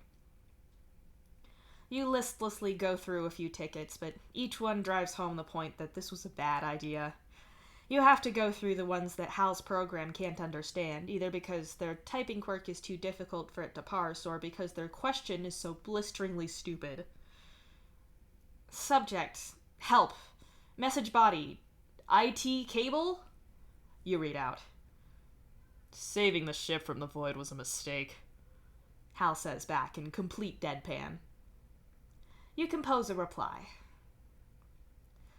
Please resubmit your ticket with more information. What program or device do you require help with? What kind of cable do you need, and what does it do? Additionally, how are you approved to use any of the above? Ticket closed. Next ticket. Subject: blank. Message body: you deleted my internet, put it bagack! I unfortunately lack the power to delete your internet. However, I can only assume that you are still connected to the network as you were able to log this ticket. If you have deleted the icon for your browser, the internet, off of your desktop, you can put this back. We have a guide for how to do this on the help desk page, if you are able to access this. Although, if you are able to access it, then clearly we have not deleted the internet. Ticket closed. Holy fuck, Hal says from across the room. What? You ask flatly as you look at the next ticket. Subject: desktop won't turn off. Message body: my desktop machine kept going to sleep, so I glued the power button to stop it going to sleep, but now it won't turn off. Is Dave really... Wait. Hal scoots over on his chair, still typing away on his palm husk. Wait for what? You ask as you compose a reply. The sleep mode of your machine has nothing to do with the power button. How did you even think that putting glue in it would help? Who sold you glue, and have you been inhaling it for years so that this seemed like a good fucking idea to you? Ooh, okay, let's not send that. You're not wrong, but even so. Hal says, and pulls your chair away from your desk, with you still on it. Sorry, I just pictured that and it amused me. Hal's palm husk pings and he looks from you down to it and back at you again. Dave is really in therapy? He says you know about it. Hal asks. Let me see that, you say, and take his palm husk from his hands. Didn't your Lucis teach you about how snatching things from other people was rude? Hal complains, but you ignore him. Hey, you said Solix was sick with this migraine, but he's at work now. He doesn't look like he feels all that great, so I was wondering if something's going on. Also, why are you taking forever to answer me? You've been on away all morning. Shit, sorry, I was out. Out where? You always have your palm husk with you. Hell, even outside of the ship you have it on to communicate with the ship. It was on Do Not Disturb mode. If you wanted to avoid people, there's easier and more effective ways of doing it than that. Is everything okay? Not really. I was in therapy. Oh, one of the routine assessment things that you've done before? I guess it makes sense for them to run them again after all of this, if only to say that they've done it so that they don't look so bad. No, but that'll probably happen again soon. I mean, like, actual therapy. You're serious? Yeah. Somehow.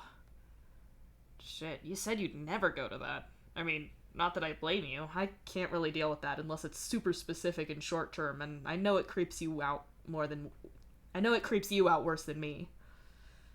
It's not a fun time, and I'd rather chew broken glass, so that's where I was. I don't know why Solix is at work, though. Does he know that you're in therapy? I don't want to tell him if he doesn't know. Obviously, I'm not telling anyone else, but I need to know how down low this is going to be. Solix knows. Reading Hal and Dave talking to each other hurts your eyes with how bad your head hurts right now. The shades of red are just that close. Yeah, I know about that. You sigh and hand it back. I can't believe he's finally going. Rose has tried so many times over the years to get him to go. Jade tried over and over as well. Was this your idea? Hal asks in clear surprise. No, it wasn't your idea. It was you taking Dave on a date that broke him badly enough that even he decided he needed help. It wasn't my idea, you say quietly. Hal gives you a look, and you can see him typing again, so you take his palm husk back. You don't read it this time. You only want to keep it away from Hal. Don't ask Dave how I'm doing or whatever, okay? You tell him. Not that you're looking at him. Instead, you're just looking at your feet because they're not judging you. What's wrong? Seriously, man, if this isn't just the headache, then something is obviously eating at you. Did one of you three get in a fight or something? You and Carcat, or Dave and Carcat, or you and... any combination thereof. What's going on here? Hal questions you seriously. Dave broke up with me, you mumble. Hal is silent. He's silent long enough that you look up at him to see what look he's giving you. His expression is carefully contained and neutral, an actually impenetrable Strider poker face, trademark. Why? Hal asks carefully. What, if I say the wrong thing, are you gonna fight me? You ask unhappily. I think I've learned my lesson about interfering in Dave's life because I think I know what's best for him. It's more accurate to say that your answer is going to change if we're still friends or not, but I really doubt you did anything bad enough to make me go that far. What happened? Hal asks, and his voice goes softer at the end. Dave didn't feel like he was healthy enough or something to do this. He said it wasn't me, it was him. You mumble. If Dave's already told Hal about the therapy, then this is probably fine to tell him. If nothing else, you can tell Dave what you said later. Oh my god, please tell me he didn't literally say, it's not you, it's me. Please tell me that. Hal groans. He didn't say that exactly. I can say that much. You laugh weakly. There's not much humor there at all, but there's a little. Thank fuck for that. So... what then? Was it that he's not in a good place to be with someone else, or was it too soon after Jade, or what? He asks. The first one, I think. That's what he said. I don't think Jade was a problem at all. I'm still pretty sure that I must have done something wrong. I'm the thing he cut out, so... You whisper. Hal leans against your shoulder ever so gently, the two of you side by side on your stupid little office chairs in a moment of empathy. I'm sorry, man. That sucks. But on the other hand, he's never been willing to go to therapy for anyone else. That says something. He points out, hopefully. I don't want him to do it for me. I want him to do it for him. He shouldn't have to go around pretending to be fine for everyone else and not taking care of what he needs. You insist. Hal looks at you with a soft smile on his face, and your shoulders slump. Whatever. It's his call, and I respect that, but it sucks. So, yeah, I didn't want to be at home stewing in my own feelings. I'd rather be here. You say miserably. I get that. Let's maybe keep you away from dealing with people. Hal laughs quietly and leans forward to delete your last, as yet unsent, message. Maybe that's a good idea. You concede. I get it, though. I've been picking up extra shifts because being at home sucks right now. I'm a fucking pariah at home. I don't want to be there. Even with the people who aren't pissed at me, there's this whole atmosphere of shittiness, and pretty much all of my friends are friends with my siblings as well, and no one wants to take sides. Hal mutters bitterly. Do you want to come hang out with me and my friends sometime? I know all of my friends know Dave, but it's not like any of them are going to be choosing sides between you and him. I don't even mean in the hive. You probably want to give Dave space, and I could probably use the break away from however that's going to turn out for me. You offer. Hal's face is the picture of mental effort as he stares at you. What? You ask finally. Nothing. I'm just mentally moving past the idea that you're offering this out of some sort of condescending, this loser has no friends of his own kind of gesture. I know you better than that, though, and you're not responsible for my own hang-ups of sharing all my friends with the two people I shared a womb with. Hal explains. That's not it at all, and please quit reminding me how your species reproduces. It's gross, you say with a grimace. For someone who's grossed out by human reproduction, you're awfully interested in said reproductive organs, Hal says with a grin. Just because I'd let Dave put his dick anywhere he likes in me doesn't change the fact that human birth is gross, you counter. Ugh, okay, you win. Let's stop talking about that. I don't want to think about that happening, and I'm sure you don't want to think about how that's not going to happen in the near future, Hal says, waving his hands. Thanks, now I'm even more miserable than I was earlier, asshole, you snap. Consider it my revenge, but I think I would be interested in taking you up on that offer of hanging out with your friends. If nothing else, it'll be interesting, Hal says, and you can tell that he's sincere about it in that weird Strider way. I can do that, you nod. Great. Give me my palm husk back and stop talking to clients. Go fix hardware instead, Hal tells you and holds his hand out waiting for his precious device back. Fine. You know how much I love hardware repairs and the mandatory game of why is this sticky? It's just my favorite thing, you say flatly and hand him his palm husk. I live to please, Hal snorts and kicks away from your desk and wheels across the room on his chair as he types away on Trollian.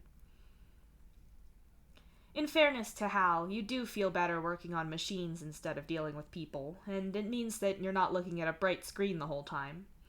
Also, you're proving yourself right when you assumed that having something to focus on besides Dave would stop you wallowing in your feelings.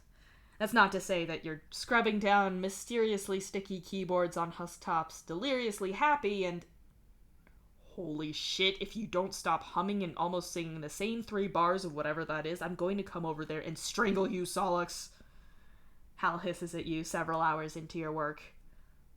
Apparently you were standing there deliriously humming to yourself in joy, or in some kind of emotion at least. You weren't aware that you were humming, but evidently you were. Was I? You say, entirely puzzled. Yes, Hal says tersely.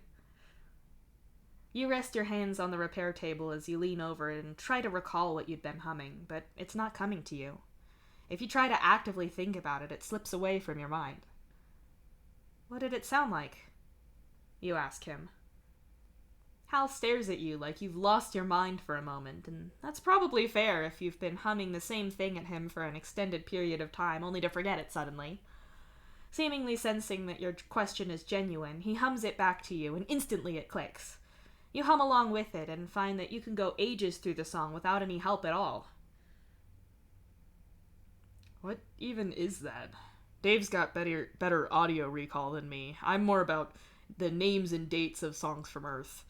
Hold on, hum into this and see what it brings up, Hal suggests, coming over with his palm husk and clicking onto the app that exists for just this purpose. You hum along through the now familiar tune, and it picks the song up quickly. Hal frowns at the result that pops up. Teenage Dirtbag by I don't even know how you pronounce that. Like, Us? This is Earth music, apparently? American and from 2000? Where did you even hear this? Hal asks. How should I know? You and Dave are basically my primary source for old Earth music. Can you play the actual track? You ask him. Hal clicks through and the song starts up. A slow beat and then bass with weird record scratching. It sounds like something Dave might play. I don't know this, Hal says quietly as the lyrics kick in. Her name is Noelle. I have a dream about her. She rings my bell. You gasp, and then, almost without you meaning to, you start singing along, and somehow you know every goddamn word to the song. How do you know this? Hal asks incredulously as the chorus starts up. You shrug and keep singing. And she doesn't give a damn about me. 'Cause I'm just a teenage dirtbag, baby. Yeah, I'm just a teenage dirtbag, baby. Listen to Iron Maiden, baby. Will you be?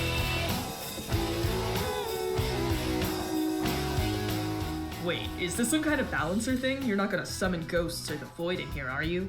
Hal asks in alarm. The question makes you laugh and stop singing. Hal pauses the song, just to be on the safe side. Nah, I've felt how music feels when you balance, and that's just regular singing. I've no idea where I picked that up from. It's catchy, though. You reassure him. Clearly. Your accent and pronunciation is really clear. I know you speak some English, but that was really accurate. Hal tells you. No idea why. I've been trying to get back into learning it. Maybe actually pass some tests instead of just watching movies without changing the language or whatever. You say lightly, and run your fingers over the Husktop's keyboard to see if you've fixed the sticking problem or not. What made you want to do that? Hal asks curiously. I don't know. It's a good distraction from other things, I guess. Besides, you can't tell me you've never become randomly fixated on an entirely pointless area of knowledge. Like, you search, for an example. Like the Earth stock market in late 2019 to early 2020s or whatever. Weirdly specific? Hal replies. That was the joke. You sigh and roll your eyes. Although, now you really do want to look into that, if only for irony's sake, or something. I take your point. I'm going to play this twice. Sing your little heart out to it both times, and after that, if I catch you humming this stupid song today, I'm going to super glue your hands together. Hal threatens you, but hits play nonetheless. You do sing along, and just like Hal suggested, going through it dislodges the earworm effect, and you're able to stop mentally circling through the song and driving him crazy. Can't relate! My brain echoes shit forever and ever. The rest of your shift passes without issue, and your headache is basically gone by the time you head home. You feel a little better for having got out of your head for a while. You're prepared for the idea that you're going to see Dave when you get back to the hive, but you're not fully prepared to see him the second that you walk through the door. The lounge plank that you got from Cartcats is a large L-shaped thing, and Dave is camped out in the corner of it. He's slouched down low, so the very top of his head is just level with the upper part of the back cushions. In fact, they're making his hair stick up at stupid angles. His body is curled up with Beck under his knees. The dog is so big that from his position, Dave's thighs are near enough vertical that his knees can be slung over the beast.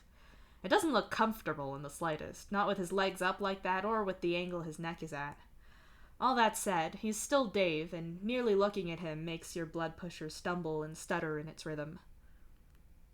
Solix, you're back, Dave says, twisting a little to look at you. It takes a second, but when you make the conscious choice to be normal, it's not too hard to do. Fake it till you make it, right?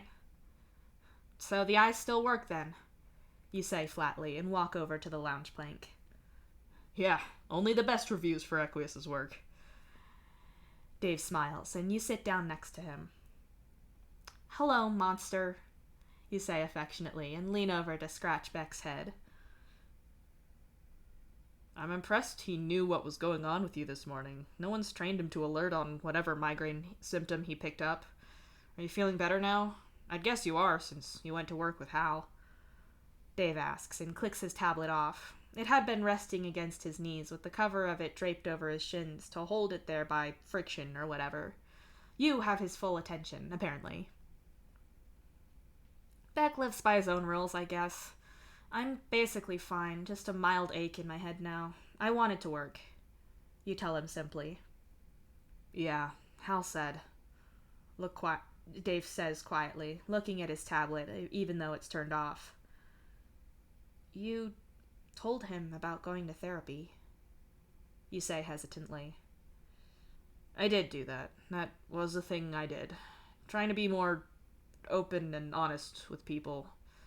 It's okay that you told him about the breakup. He obviously figured something was up before you told him, since he was hitting me up about what was going on with you. Dave murmurs and reaches out one hand to Beck, who obligingly puts his muzzle in Dave's hand for pets. That wasn't that bad, you mutter. Despite those questionable replies that you'd sent to people, you were mostly okay. Yeah, Hal's a pretty observant guy whenever it's really inconvenient for other people. Dave laughs softly.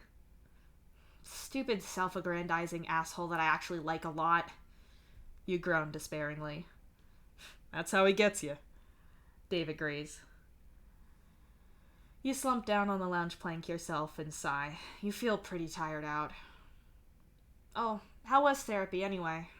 I hope I didn't make you late because you were dealing with me, but thanks for giving me my medication this morning. You say with a yawn. Don't worry about it. It sucks you were in pain at all. And therapy fucking sucked and I hate it and now I have homework. Not only do I have to talk to the guy in person and think about things I don't want to, but now I have to do it here as well. Dave complains. What? You start, but you're cut off by the front door suddenly flying open and Karkat marching in, waving a stuffed grocery bag around in the air as he does so. Murder should be legal, but only for me! Karkat yells and slams his hand on the closed door button. You've told me this before, KK. You remind him.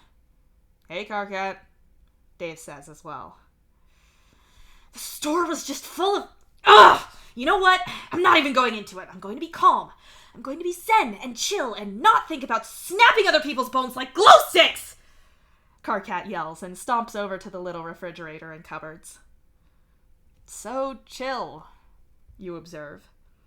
Don't you start! I've been worrying about you all day, but do I get a word of a hint of an I'm okay, KK message? No! Not even a whisper of reassurance, you inconsiderate prick!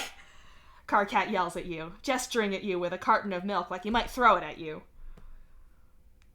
Beck tilts his head back and starts to howl, but Dave quickly wraps his hand around Beck's muzzle and holds his mouth closed. This muffles the howl somewhat.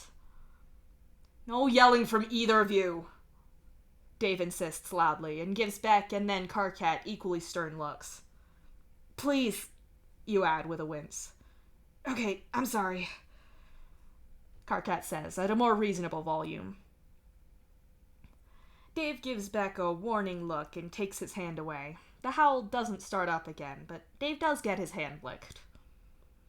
I got milk, new drinks, and replaced the snacks, Karkat says as he unpacks. Thanks, man. I'll get it next time. Maybe on my way back from handing in this fucking thing. Dave complains. You're still on your impossible homework? Karkat asks and shuts the refrigerator door and then empties the last of his snack purchases into the drawer for them. What is the homework? You ask curiously. He won't tell me. Karkat huffs and gets to his feet. Fine, I'll tell you both. It just feels like cheating, but I can't make any progress on this on my own. Dave says with the deepest sigh you've ever heard from him. Oh, you've never copied my homework before. Karkat laughs and walks over to sit on the top edge of the lounge plank so he can look down at Dave and his tablet. One time. I did that once and you've never let it go. Dave grumbles. I warned you that the price of copying my homework would be that I would hold it over you for the rest of your life. Karkat tells him. I didn't think you were serious, Dave mutters.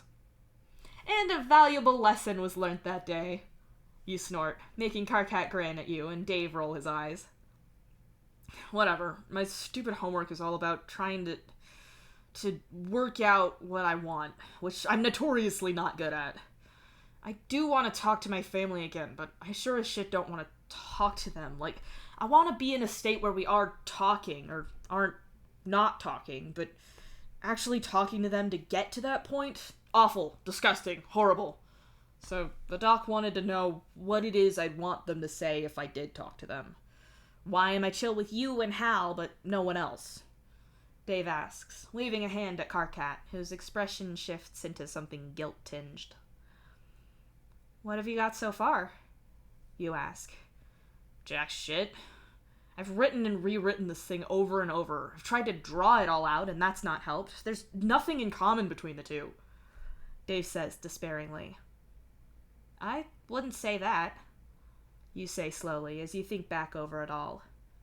Hey, by all means explain it. I'm taking notes and everything, Dave says in exasperation, flicking his tablet back on and flipping to a new page on the screen. He plucks his tablet pen up and waits, ready for you to drop your divine wisdom on him or whatever. Okay, I wasn't there for Dirk and Rose's dumb stunt, but I've heard about it. When Hal apologized, he was sincere and honest. Karkat is chronically sincere when it comes to apologies, you point out. And you got really angry at me after that when you thought that I was acting in a way that meant my apology hadn't been sincere, Karkat adds in a quiet voice. Yeah, okay, I can put that down, but an apology being sincere seems like it's the bare minimum, right? Isn't that a given? Dave frowns, but writes it down anyway. Not always. Hal admitted that he was at fault, so it wasn't like, I'm sorry, but I didn't really do it, you know? You continue. I apologized for it being my virus that it was based off of. I didn't code the actual part that released Dave's files, but I'm reasonably convinced that my code was the reason everything went wrong. Karkat agrees glumly. It's hard to say, and since Hal doesn't remember what happened exactly, we probably won't ever know. You remind him. That doesn't matter. I'm still responsible for it. Even if it's a group responsibility, I still bear that since I played my part. Karkat insists. Your chances of talking Karkat out of feeling guilty about this are absolutely zero. It's the wrong time to try anyway, given what Dave is talking about. I don't forgive either of you for that, but... Okay, but here's the thing. This is where it's different. Saying that you're sorry sincerely and admitting that you did something wrong are entirely mandatory for apologies, but Hal says that he wouldn't do it again if he could go back in time and redo it all, but Karkat said that he stands by what he did. How does that work? Dave asks you. To be clear, if I could go back in time and do it again, I'd make sure your information didn't get out. I wouldn't do that part again. Karkat reminds him. Okay, but that's still really different, Dave says with a sigh and stares morosely at his tablet. You all sit there in silence for a few seconds, Dave looking hopeless and miserable. You're thinking desperately for some solution, and Karkat's expression is intensely focused. What did Hal say when he apologized to you? Karkat asks. Like I said, he admitted he was wrong and said that he wouldn't do it again if he knew then what he knows now. He said he was reckless and not thinking clearly. Dave answers him. Well, yeah, but he also said that he acted that way because he was scared for you. More than that, he said that he was, trying to deal with his own guilt about things that went down when you were kids. Him saving you would absolve him, and looking back on it, that's a shitty way to treat you. You remind him. That too, he agrees. Oh, Karkat says slowly. You need a sincere apology that admits fault, but you need a reason for the person's action that you can understand. I acted on principle, and I'd do it again, even though it hurt both of us, because I believe that the secrecy was the worst thing and enabled abuse. Hal did what he did because he was scared and trying to absolve himself of his own guilt by saving you. It's a shitty reason, but he recognized that and is apologizing for it. You need us to know why we did it, to tell you that reason and own it, and for that reason to be something you can accept and understand. You and Dave both stare up at Karkat, who is just sitting there like he worked out a mild twist in a book he was reading and didn't just unravel Dave's psyche in one paragraph.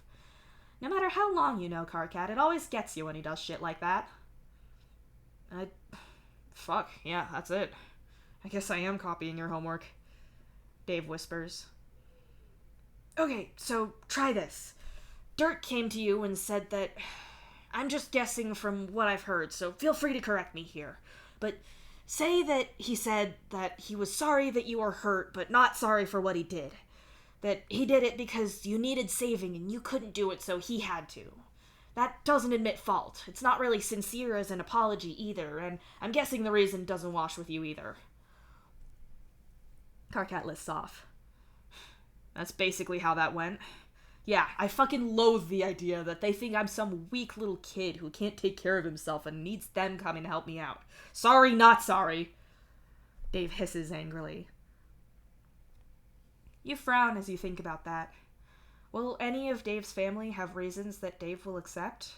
If they just repeat what Hal said, then it's not going to seem sincere and Dave won't buy it, which is entirely fair.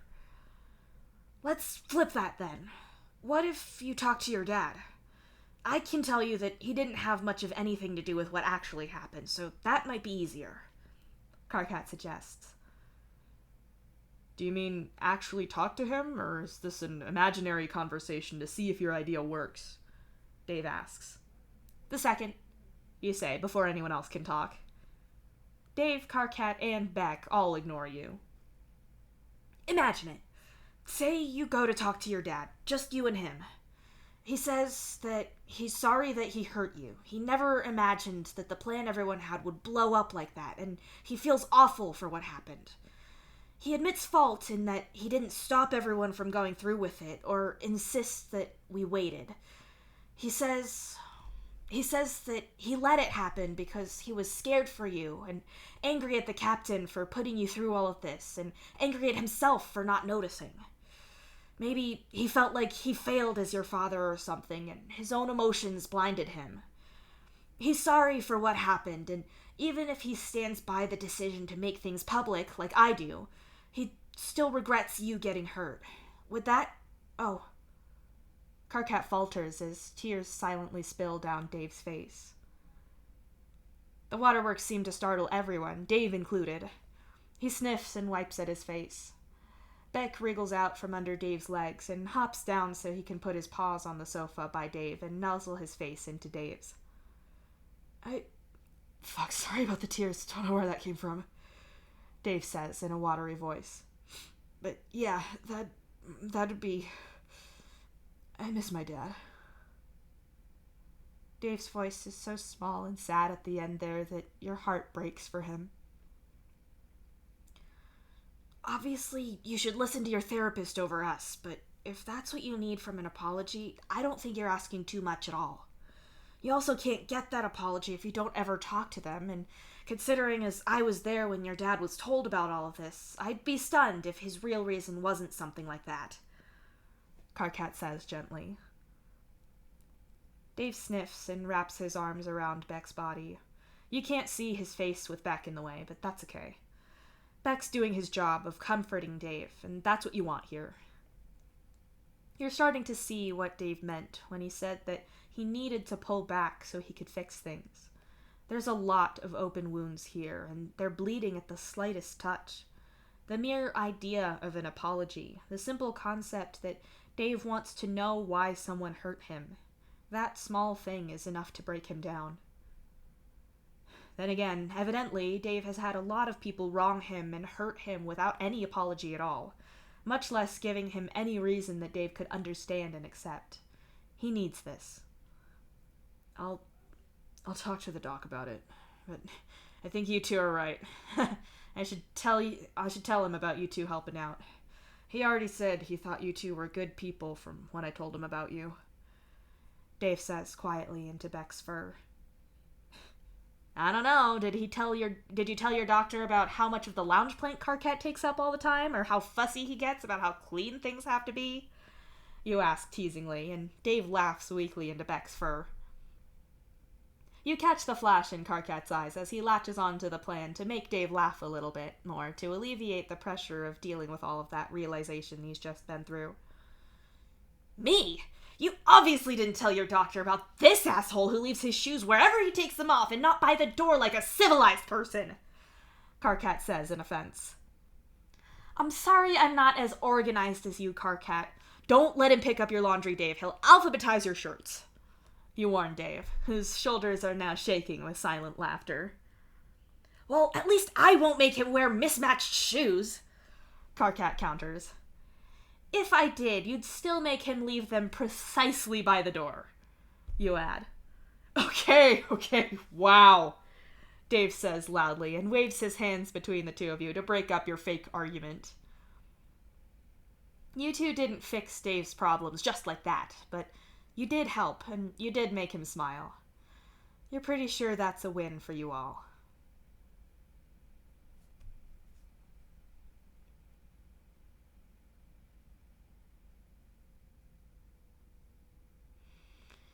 Man.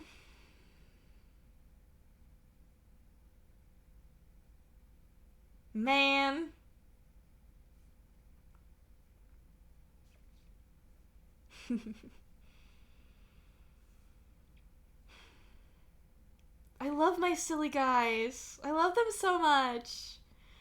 Also, yes, of course I had fun being Angry Carcat. The glow sticks line. Where is it? Right here. Yeah. That exact inflection that I did for this whole paragraph, I've had it in my brain for like a while. I don't know how that happens. I don't know. I had fun. I love yelling.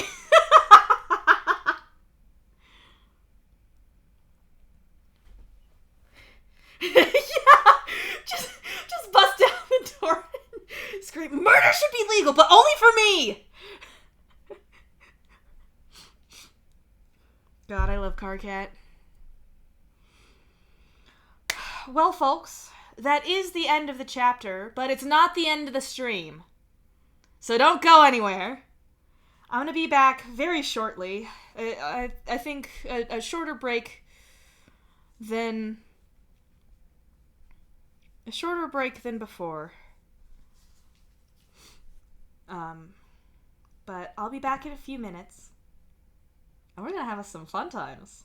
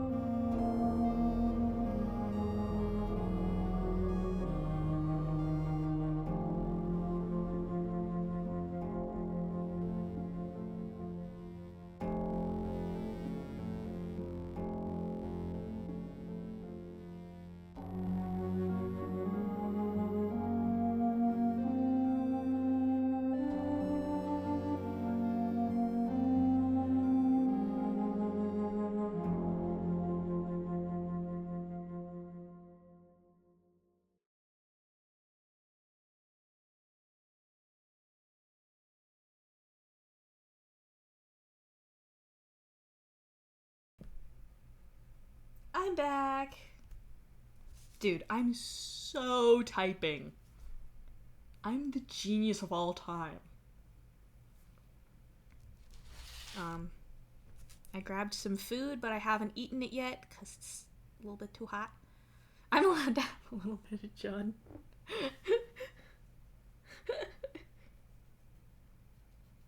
It's all just John and games.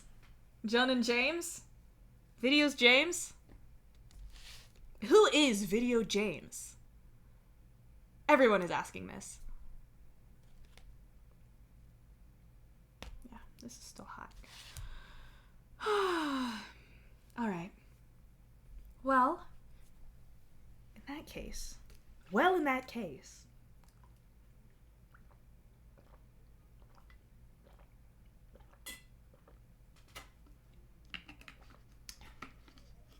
I need to give myself fluids to make up for being car cat. And we're gonna go to the well in that case. We're gonna switch the scene. And I need to do this. There we go. The well in that case doth strike again. Alright, so as you're all painfully aware, I keep chat open. Well, I open chat on my phone and bring it with me while I go do break stuff so that, I can keep an eye on what y'all are talking about because I love to hear you guys talking about it. And so basically what I'm saying is that I know that Soda and Wander both agree on our password guess for tonight. So I'll go ahead and put that in.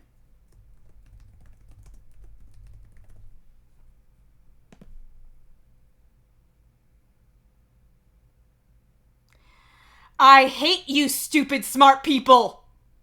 Stop being good at the thing! I'm pretty sure it took me till like 3. So you guys beat me, and I hate you.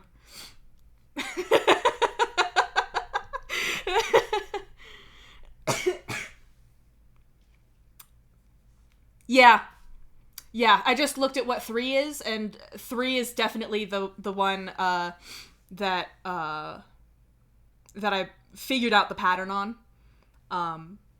So I'm mad at you. I mean, it's as Solix said before. As much as 2 is the best number, it's not quite enough to discern a pattern from.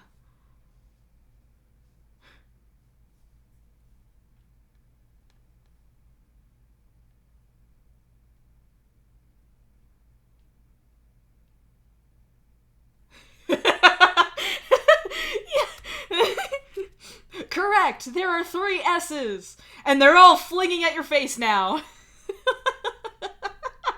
Because fuck you for being right. Anyway.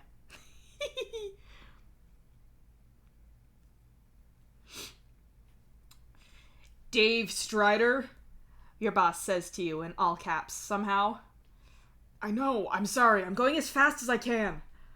You tell him, without looking around.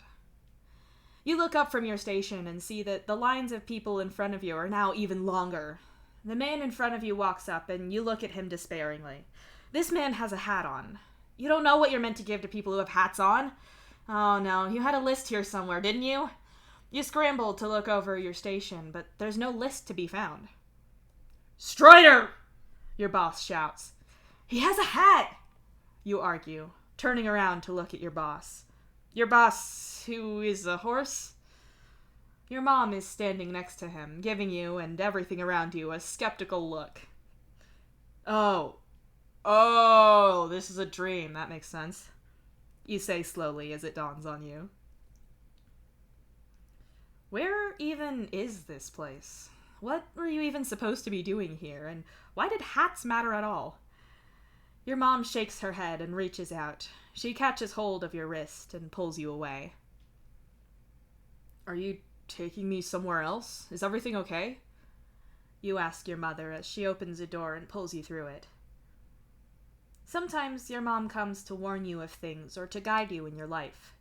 Sometimes she just likes to visit, which is nice, and especially if she's replacing some nonsense stress dream that wasn't helping you at all. You step through the door with her and look around to see that you're outside. The sky is wide and blue here, and you're surrounded by gorgeous mountains and rough, scrubby vegetation. It's a very pretty place, but it's not your neck of the woods, that's for sure. Where is this? You ask curiously. Your mother silently raises her hand and points to a sign that absolutely wasn't there before. It reads Parque Nacional Huascarán, which isn't a national park that you've heard of before, but you'll admit to not having an encyclopedic knowledge of all of those. Okay, is something going down here, or did you want to show me something? You continue. Unbidden, the memory of your little alien buddy pops up in your head. Solix? The alien? I haven't seen him since he had me commit a crime. You tell her. She nods and points to the sign again. You want me to come here and meet him? Any particular time? You question her.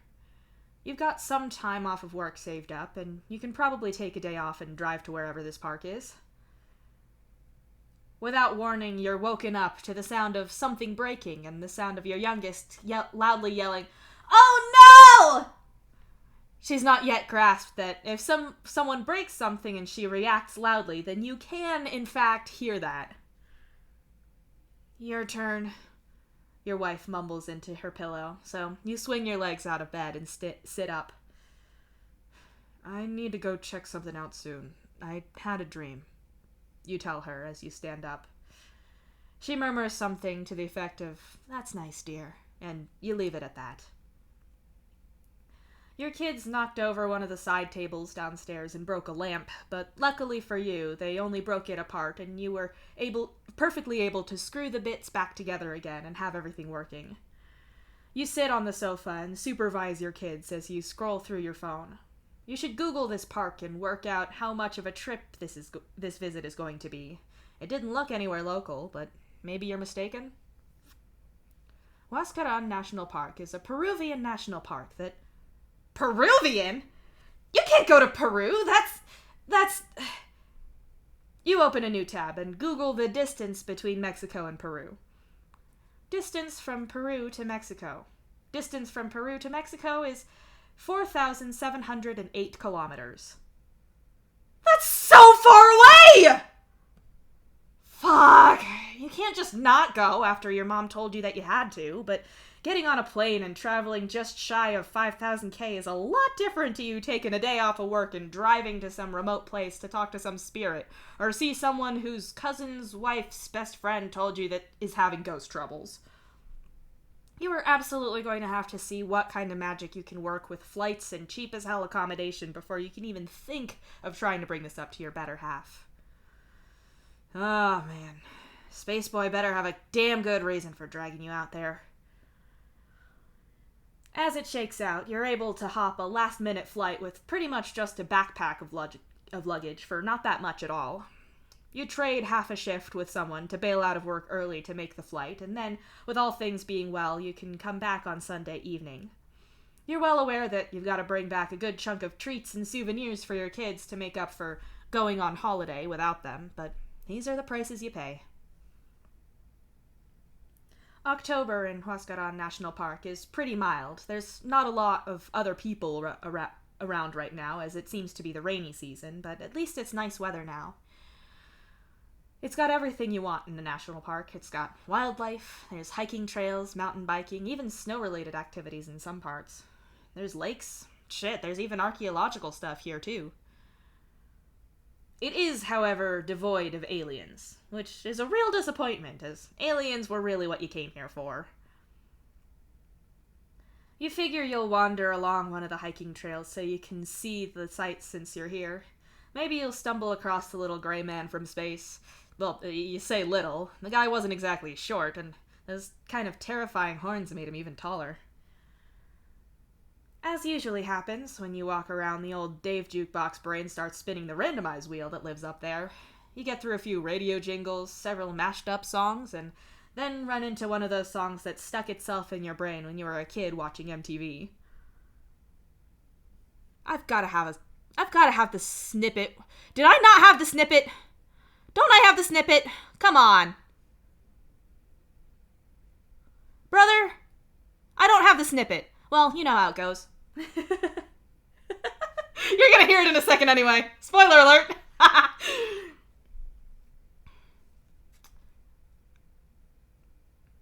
you...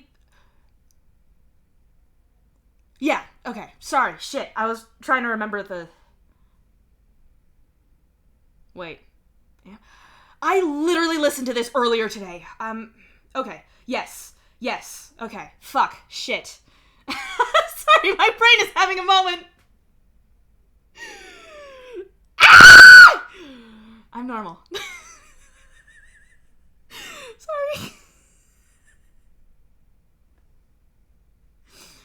You pause on the trail and frown. Are those the lyrics? You sing the line over a few times.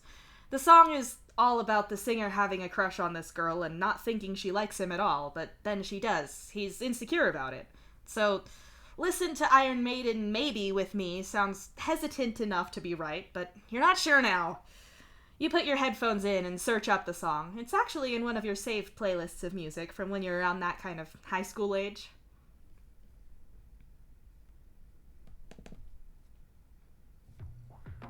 You play the song and get to the chorus and listen real closely. You're pretty sure it says baby, not maybe. Oh shit, you're gonna sing this now, lest you end up with Call Me Maybe stuck in your head for hours. Her name is Noelle. I have a dream about her. She rings my bell.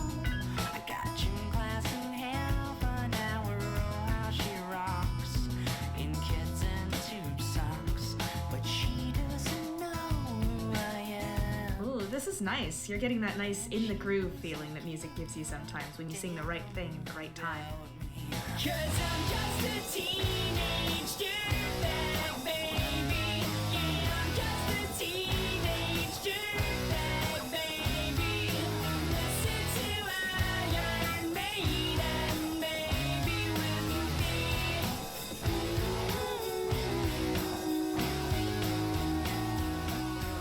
You're startled out of singing by that same red-blue flash of light that you saw the first time. There's no one around, so you don't worry about hustling off in the direction of the light, and you don't have to worry about other people thinking you're talking to yourself. Honestly, headphones with a mic in have worked wonders for making you look more normal in situations like this. When you were a teenager and you could see things other people couldn't, you weren't so easily able to play that stuff off. That said, you've been walking around singing to yourself, so you don't know why you're only concerned with looking weird now. You find Solix sitting on the ground. He doesn't look like he's waiting for you, more like he's sitting there miserably by himself. You walk up to him and remember that he doesn't speak Spanish, but you got something going on when you both tried English. Solix, you okay? You ask him. He looks up at you in surprise, his weird alien face still sending a thrill of otherness up your spine. It's not that he looks bad, he's just so different and very clearly real. He's not something you're looking at on TV. He's right here. No, he sighs. Oh, what's wrong? Is that why I'm here? Mom told me I had to be here, so here I am. You say as you get a little closer. Solix frowns and then sighs again, even deeper this time. My Dave, we're not... Solix falters and then makes a heart shape with his fingers and pulls it apart. You broke up? You ask in surprise. Broke up. He did it, not me, the alien says glumly. Oh no, poor guy. You crouch down on the ground with him rather than standing over him like a weirdo. I'm sorry, man. What happened? You ask him softly. Solix hesitates for a moment and then shakes his head. I don't remember this when I'm awake. Not whole remember. Dave isn't going to talk to you. I can... Yeah, Solix says slowly. He broke up with me because he's hurt, but in here. He's talking to someone for it. Solix says, and taps his head as he says so. Like a shrink, a therapist, or psychiatrist? You ask, and Solix looks at you blankly. You put on a pretentious expression and mime writing something down. Like, yes, tell me, how does that make you feel? You're crazy, it's all about your mother. That kind of thing. You act out for him. Solix laughs in surprised amusement, but he nods and says yes. You quickly glance around in case just talking about mothers made yours show up, but she's not there. Yeah, he's doing that. Said he still loves me, but it's too much, the alien explains. That sounds like a load of shit. My great-grandson is an idiot. You snort. No, he's good, Solix says softly, like he's sad about it, but he still plainly loves the guy. Man, your descendant has this alien head over heels for him. You hope they get their shit sorted out. You're getting invested over here. So, not that I didn't enjoy this conversation, but why are we here? This was really far away from where I live. You point out. You had to drive? Solix asks. No, I had to get on a plane. We're in Peru. That's an entirely different country to Mexico. You explain, but the alien looks at you blankly. It's very far away. It cost me money to get here. You tell him. Not sure if it's the word plane that's throwing him off, or if he's not familiar with the names of countries on another planet. You had to pay for here? But it's open, Solix says, getting to his feet and looking around at the wide wilderness of the park and the trail you're on. Are you fucking kidding me?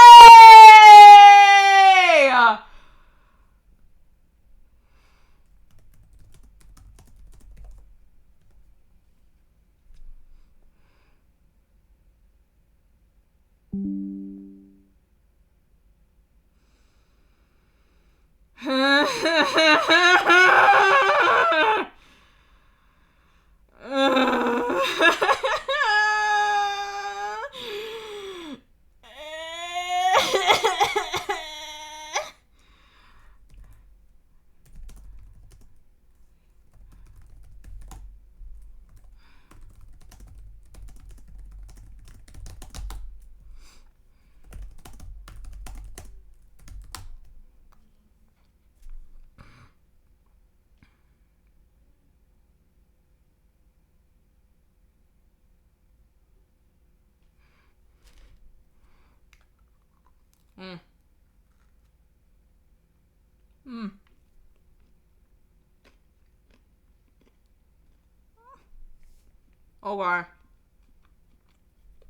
I'll back up 2 or 3 paragraphs.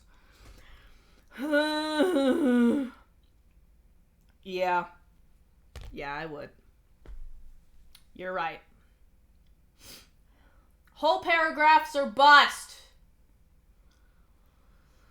I'm gonna yell a whole lot.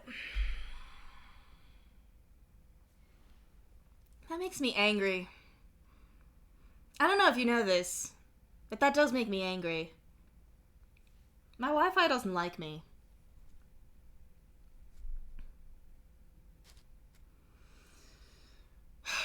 Okay. It's very far away. It cost me money to get here. You tell him. Not sure if it's the word plane that's throwing him, or if he's not familiar with the names of countries on another planet. You had to pay for here? But it's open, Solix says, getting to his feet and looking around at the wide wilderness of the park and the trail you're on. No, I meant to get here. I mean, I paid money to the park as well, but that's not what I meant. You try to explain. And? Solix shrugs.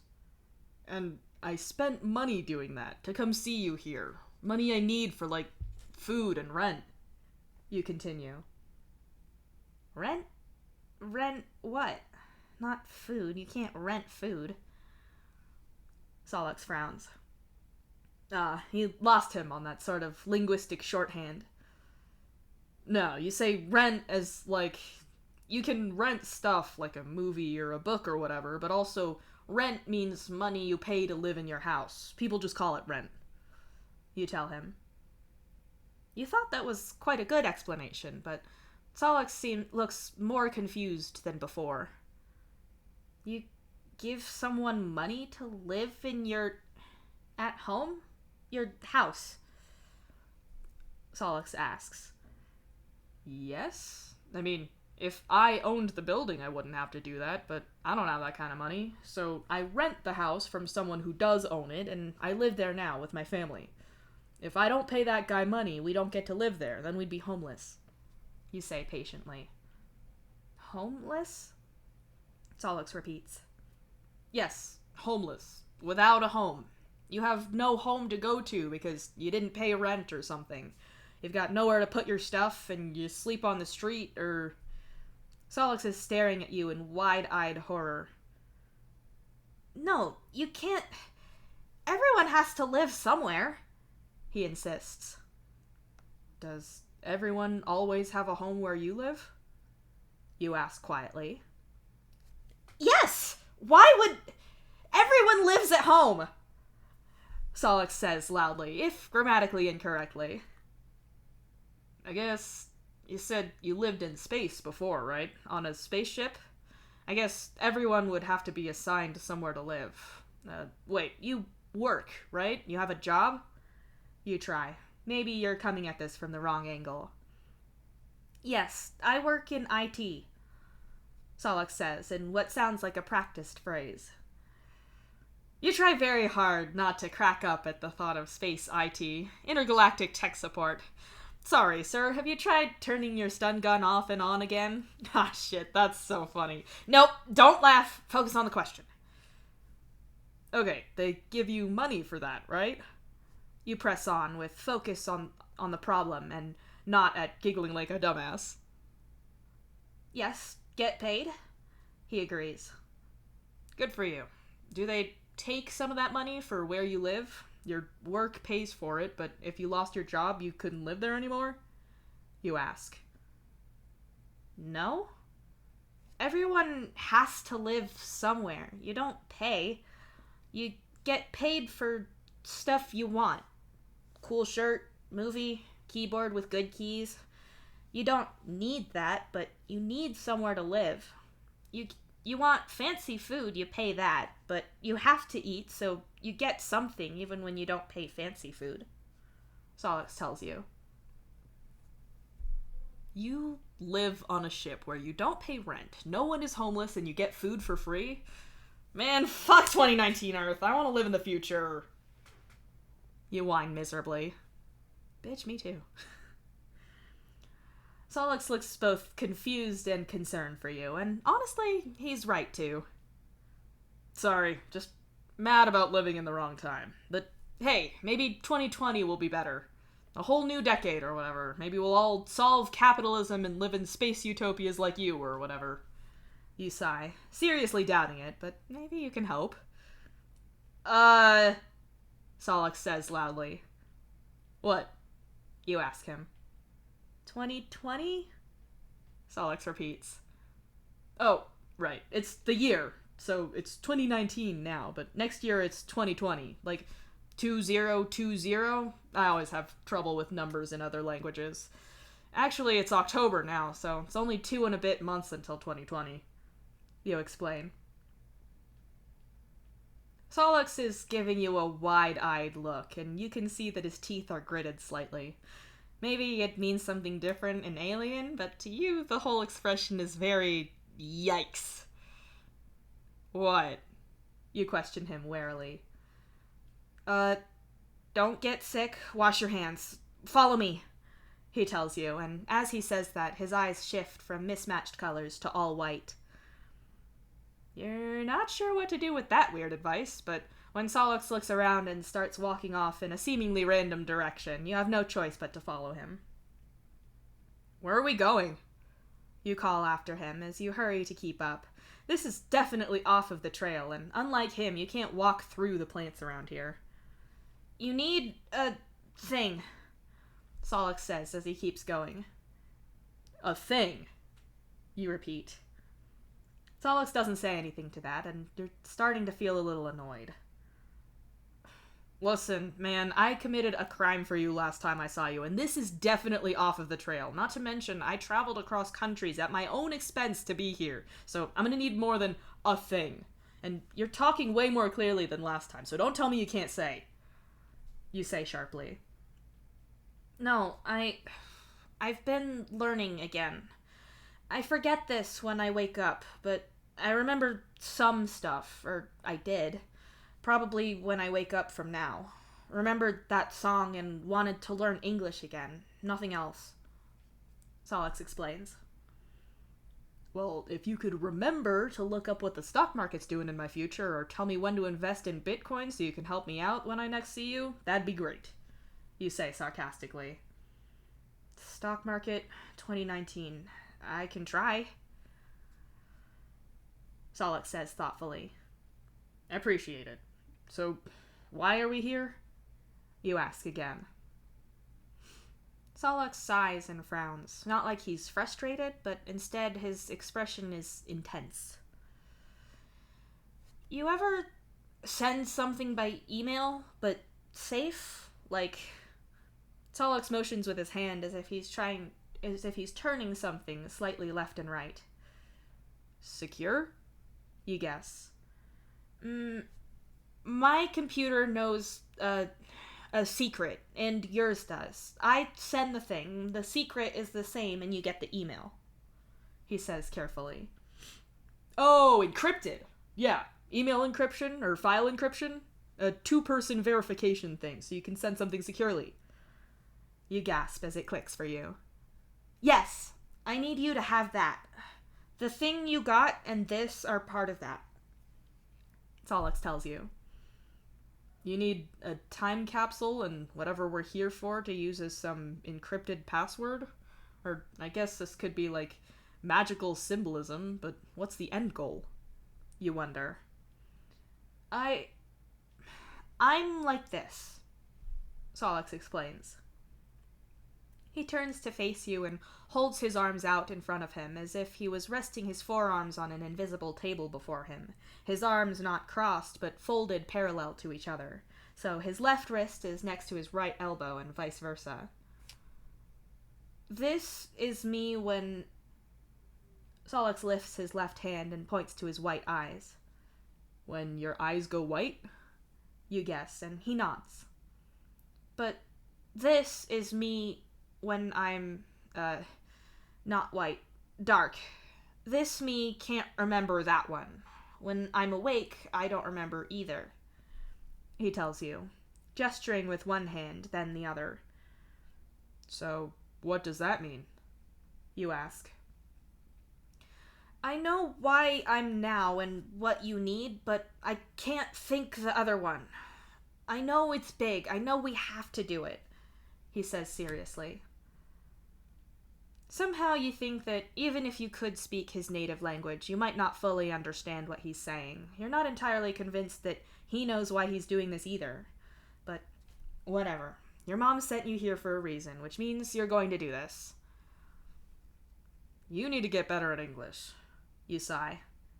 You need to shut the fuck up, he counters instantly. You'd ask how that came so much easier to him, but you'd be lying if you didn't say that talking shit in English wasn't one of the first things you learned how to do. The internet. Whatever. Where to now? You ask. Solix starts walking again, and you follow. Soon enough, you come to the top of a hill, and Solix slows and holds a hand out to stop you. He stares over the hill for a moment and then faces you. He crouches and motions for you to do the same. What? You start, but Solix shushes you. Quiet. There are men. Up there is,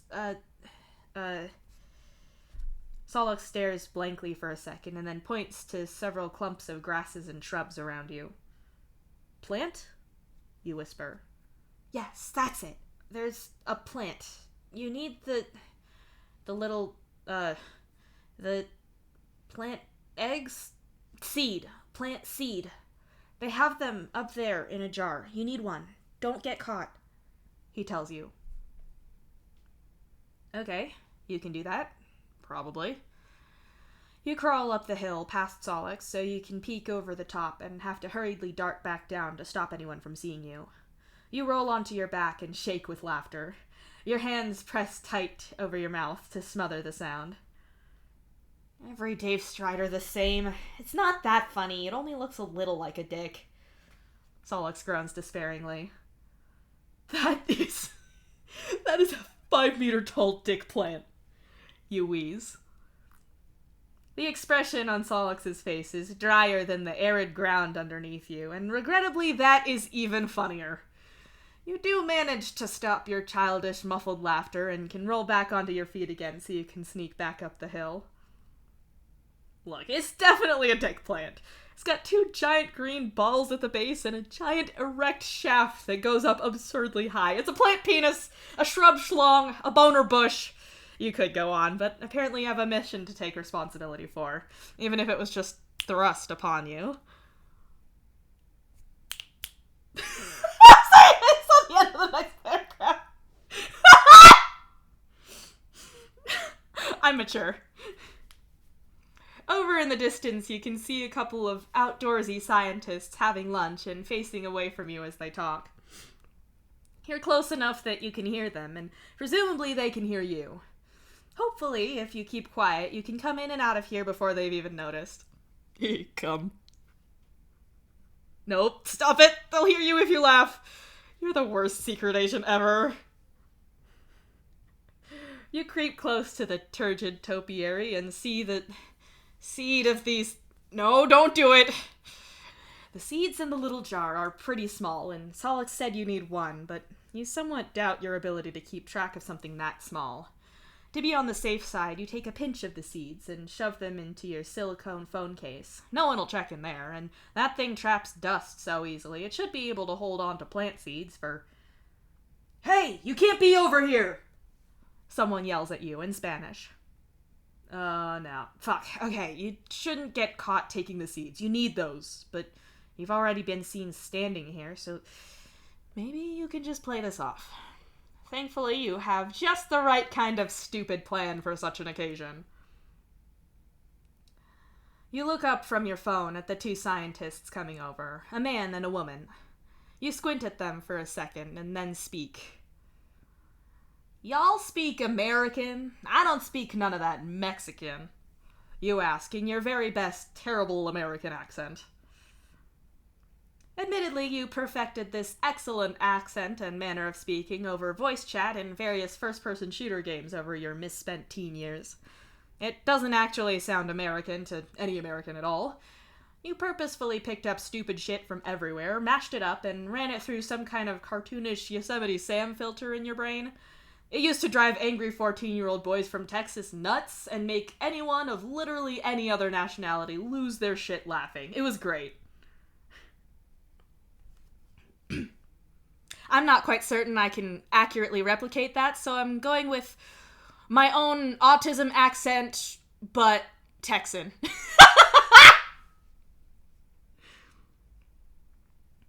The 2 scientists squint at you, and you can see the idea of stupid American tourist forming in their brains. You can't be here. The plants are endangered. We're collecting seeds, the woman says, and you nod as you look up at the plant. Looks kinda like a wiener. They don't all got 2 balls though, huh? You drawl as you look it over. This is the Queen of the Andes plant. Very rare. They live 80 years and only flower and make seeds once. So for now, we are taking their seeds, the man says, and picks up the jar by your feet. You step back and look surprised. I didn't even see that. I was just looking for some signal for my cell phone, and I must have wandered off the trail. You laugh. Oops, that's wandering very faux Texas. The trail is down the hill there, sir, the woman says politely and points. Ah, thank you kindly, ma'am, you say with a nod and go to turn to walk away. Strider, no. Don't do it. Resist the temptation to overdo it. Howdy, you say, and then tip a hat that you're not wearing before hurrying off down the hill, away from the two scientists. He failed to resist the urge. You are impossible. You swear the inability to resist making a dumb joke or to resist a bit when it's right there has to be genetic or something. You'd ask Solix if your far-removed progeny are just as bad, but he's vanished into thin air again, so you can't. They do. They're exactly that bad. What you're left to do instead is to hike back to the trail with your stolen seeds stuffed in your phone case. Next stop, you find a gift shop or something and buy your family presents to appease them for going on this absurd trip. And maybe you can plant one of the dick plants near your house. Though, if it takes 80 years to get to that level of erection, you may not see it to its full adult state. That could be your gift to the future, then. Then again, maybe you can live into your 110s and watch your dick plant flower and spread its seed across your neighborhood. That'll give incredibly old man you a good chuckle. Well, that's the end. Let's go. Alright, bet. There's a... Yup. Go ahead and tell me. Tell me all about it.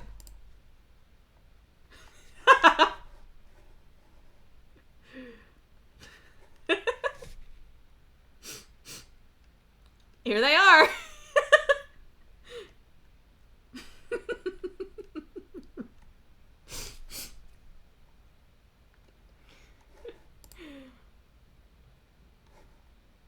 The first image does have two.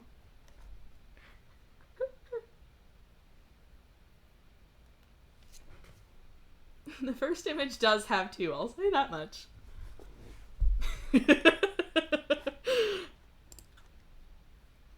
Oh. Alright. Well, that is it for tonight.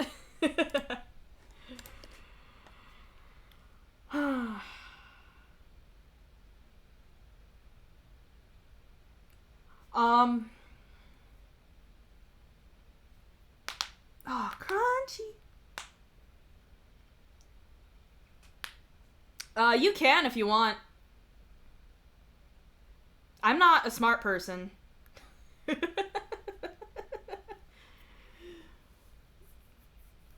Ouch.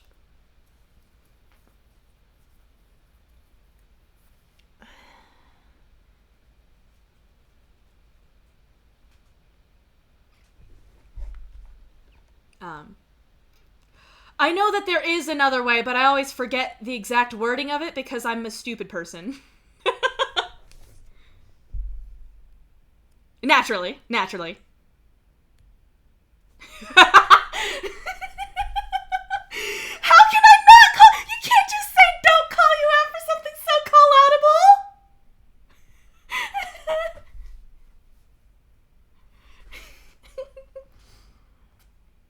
I'm unfortunately too stupid to remember what the word. I know that there is another way, and it's the Solix way, but I'm too stupid.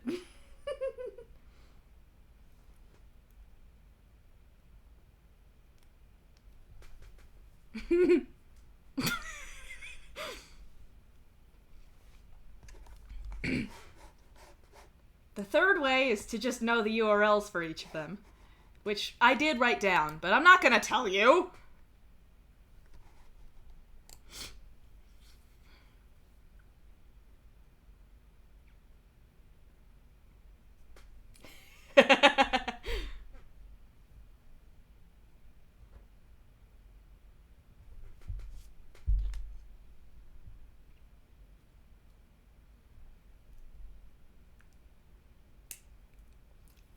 So yes, there's two methods to solve the puzzle. There's the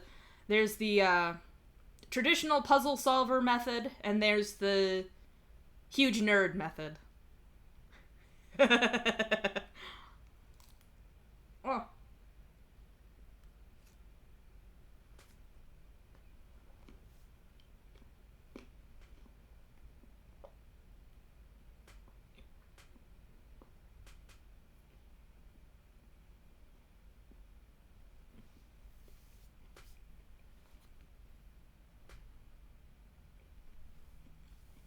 You're a math major!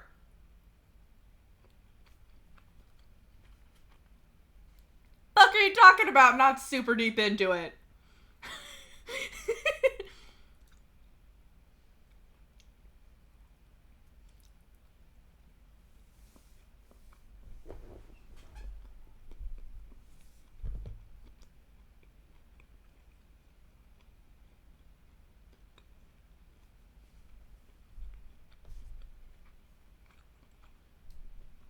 Well, in any case, you two dinguses figured out the pattern faster than I did.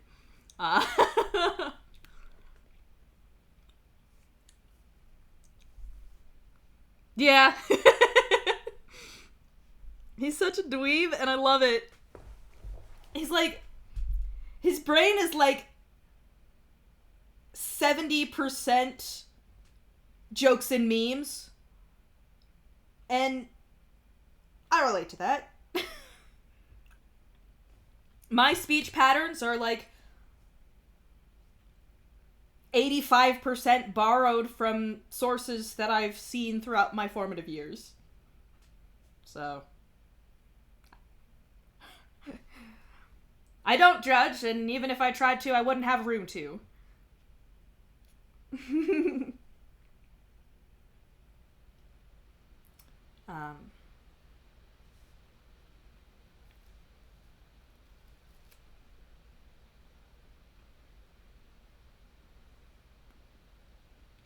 So anyway, yeah. That was it for tonight.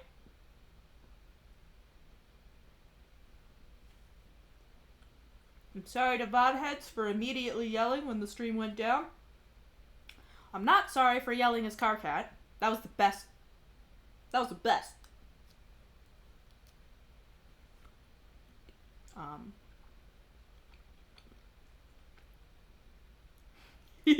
Stonks!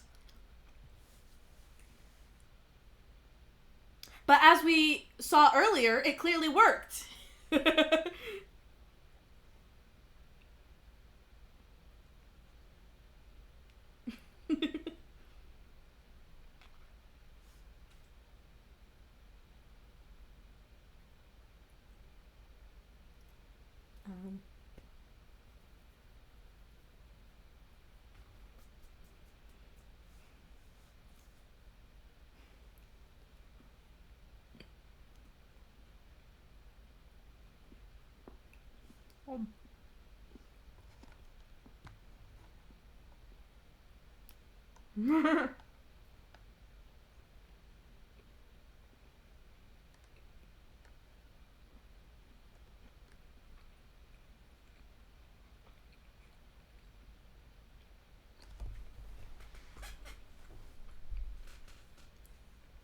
Sleep is good. You should do that. Sleep is good for sick. Sleep is good for healthy. Sleep is just good. Have a good one. Yeah, I'm gonna go ahead and start uploading the VOD. And then I'm going to check to make sure. Okay. So there's a snippet here. I have to check for these snippets now. Okay. Uh-huh. Right, okay, yeah. And then there's this part. And then there's... Well, there is one, but I didn't write it down. Oh, wait, no. Yes, I did. Technically speaking. Technically squeaking. And then there's that one, and then there's that one. And they're also both here. So, just that one snippet that I missed, because I'm a ding-dong dingus.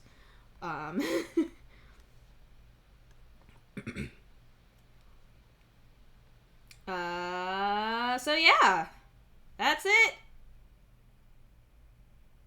Everybody have a good time zone. I'm so smart. And I'm so glad that you are joining me on this journey through time and space. I can be a ding-dong dingus if I want to be.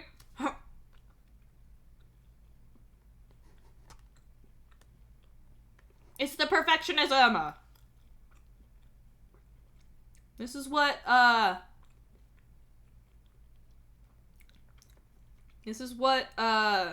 Fixari is all about. The only reason I let today slide is because I knew that we would be hearing it in literally a moment. I don't think there are any other snippets that I've missed, but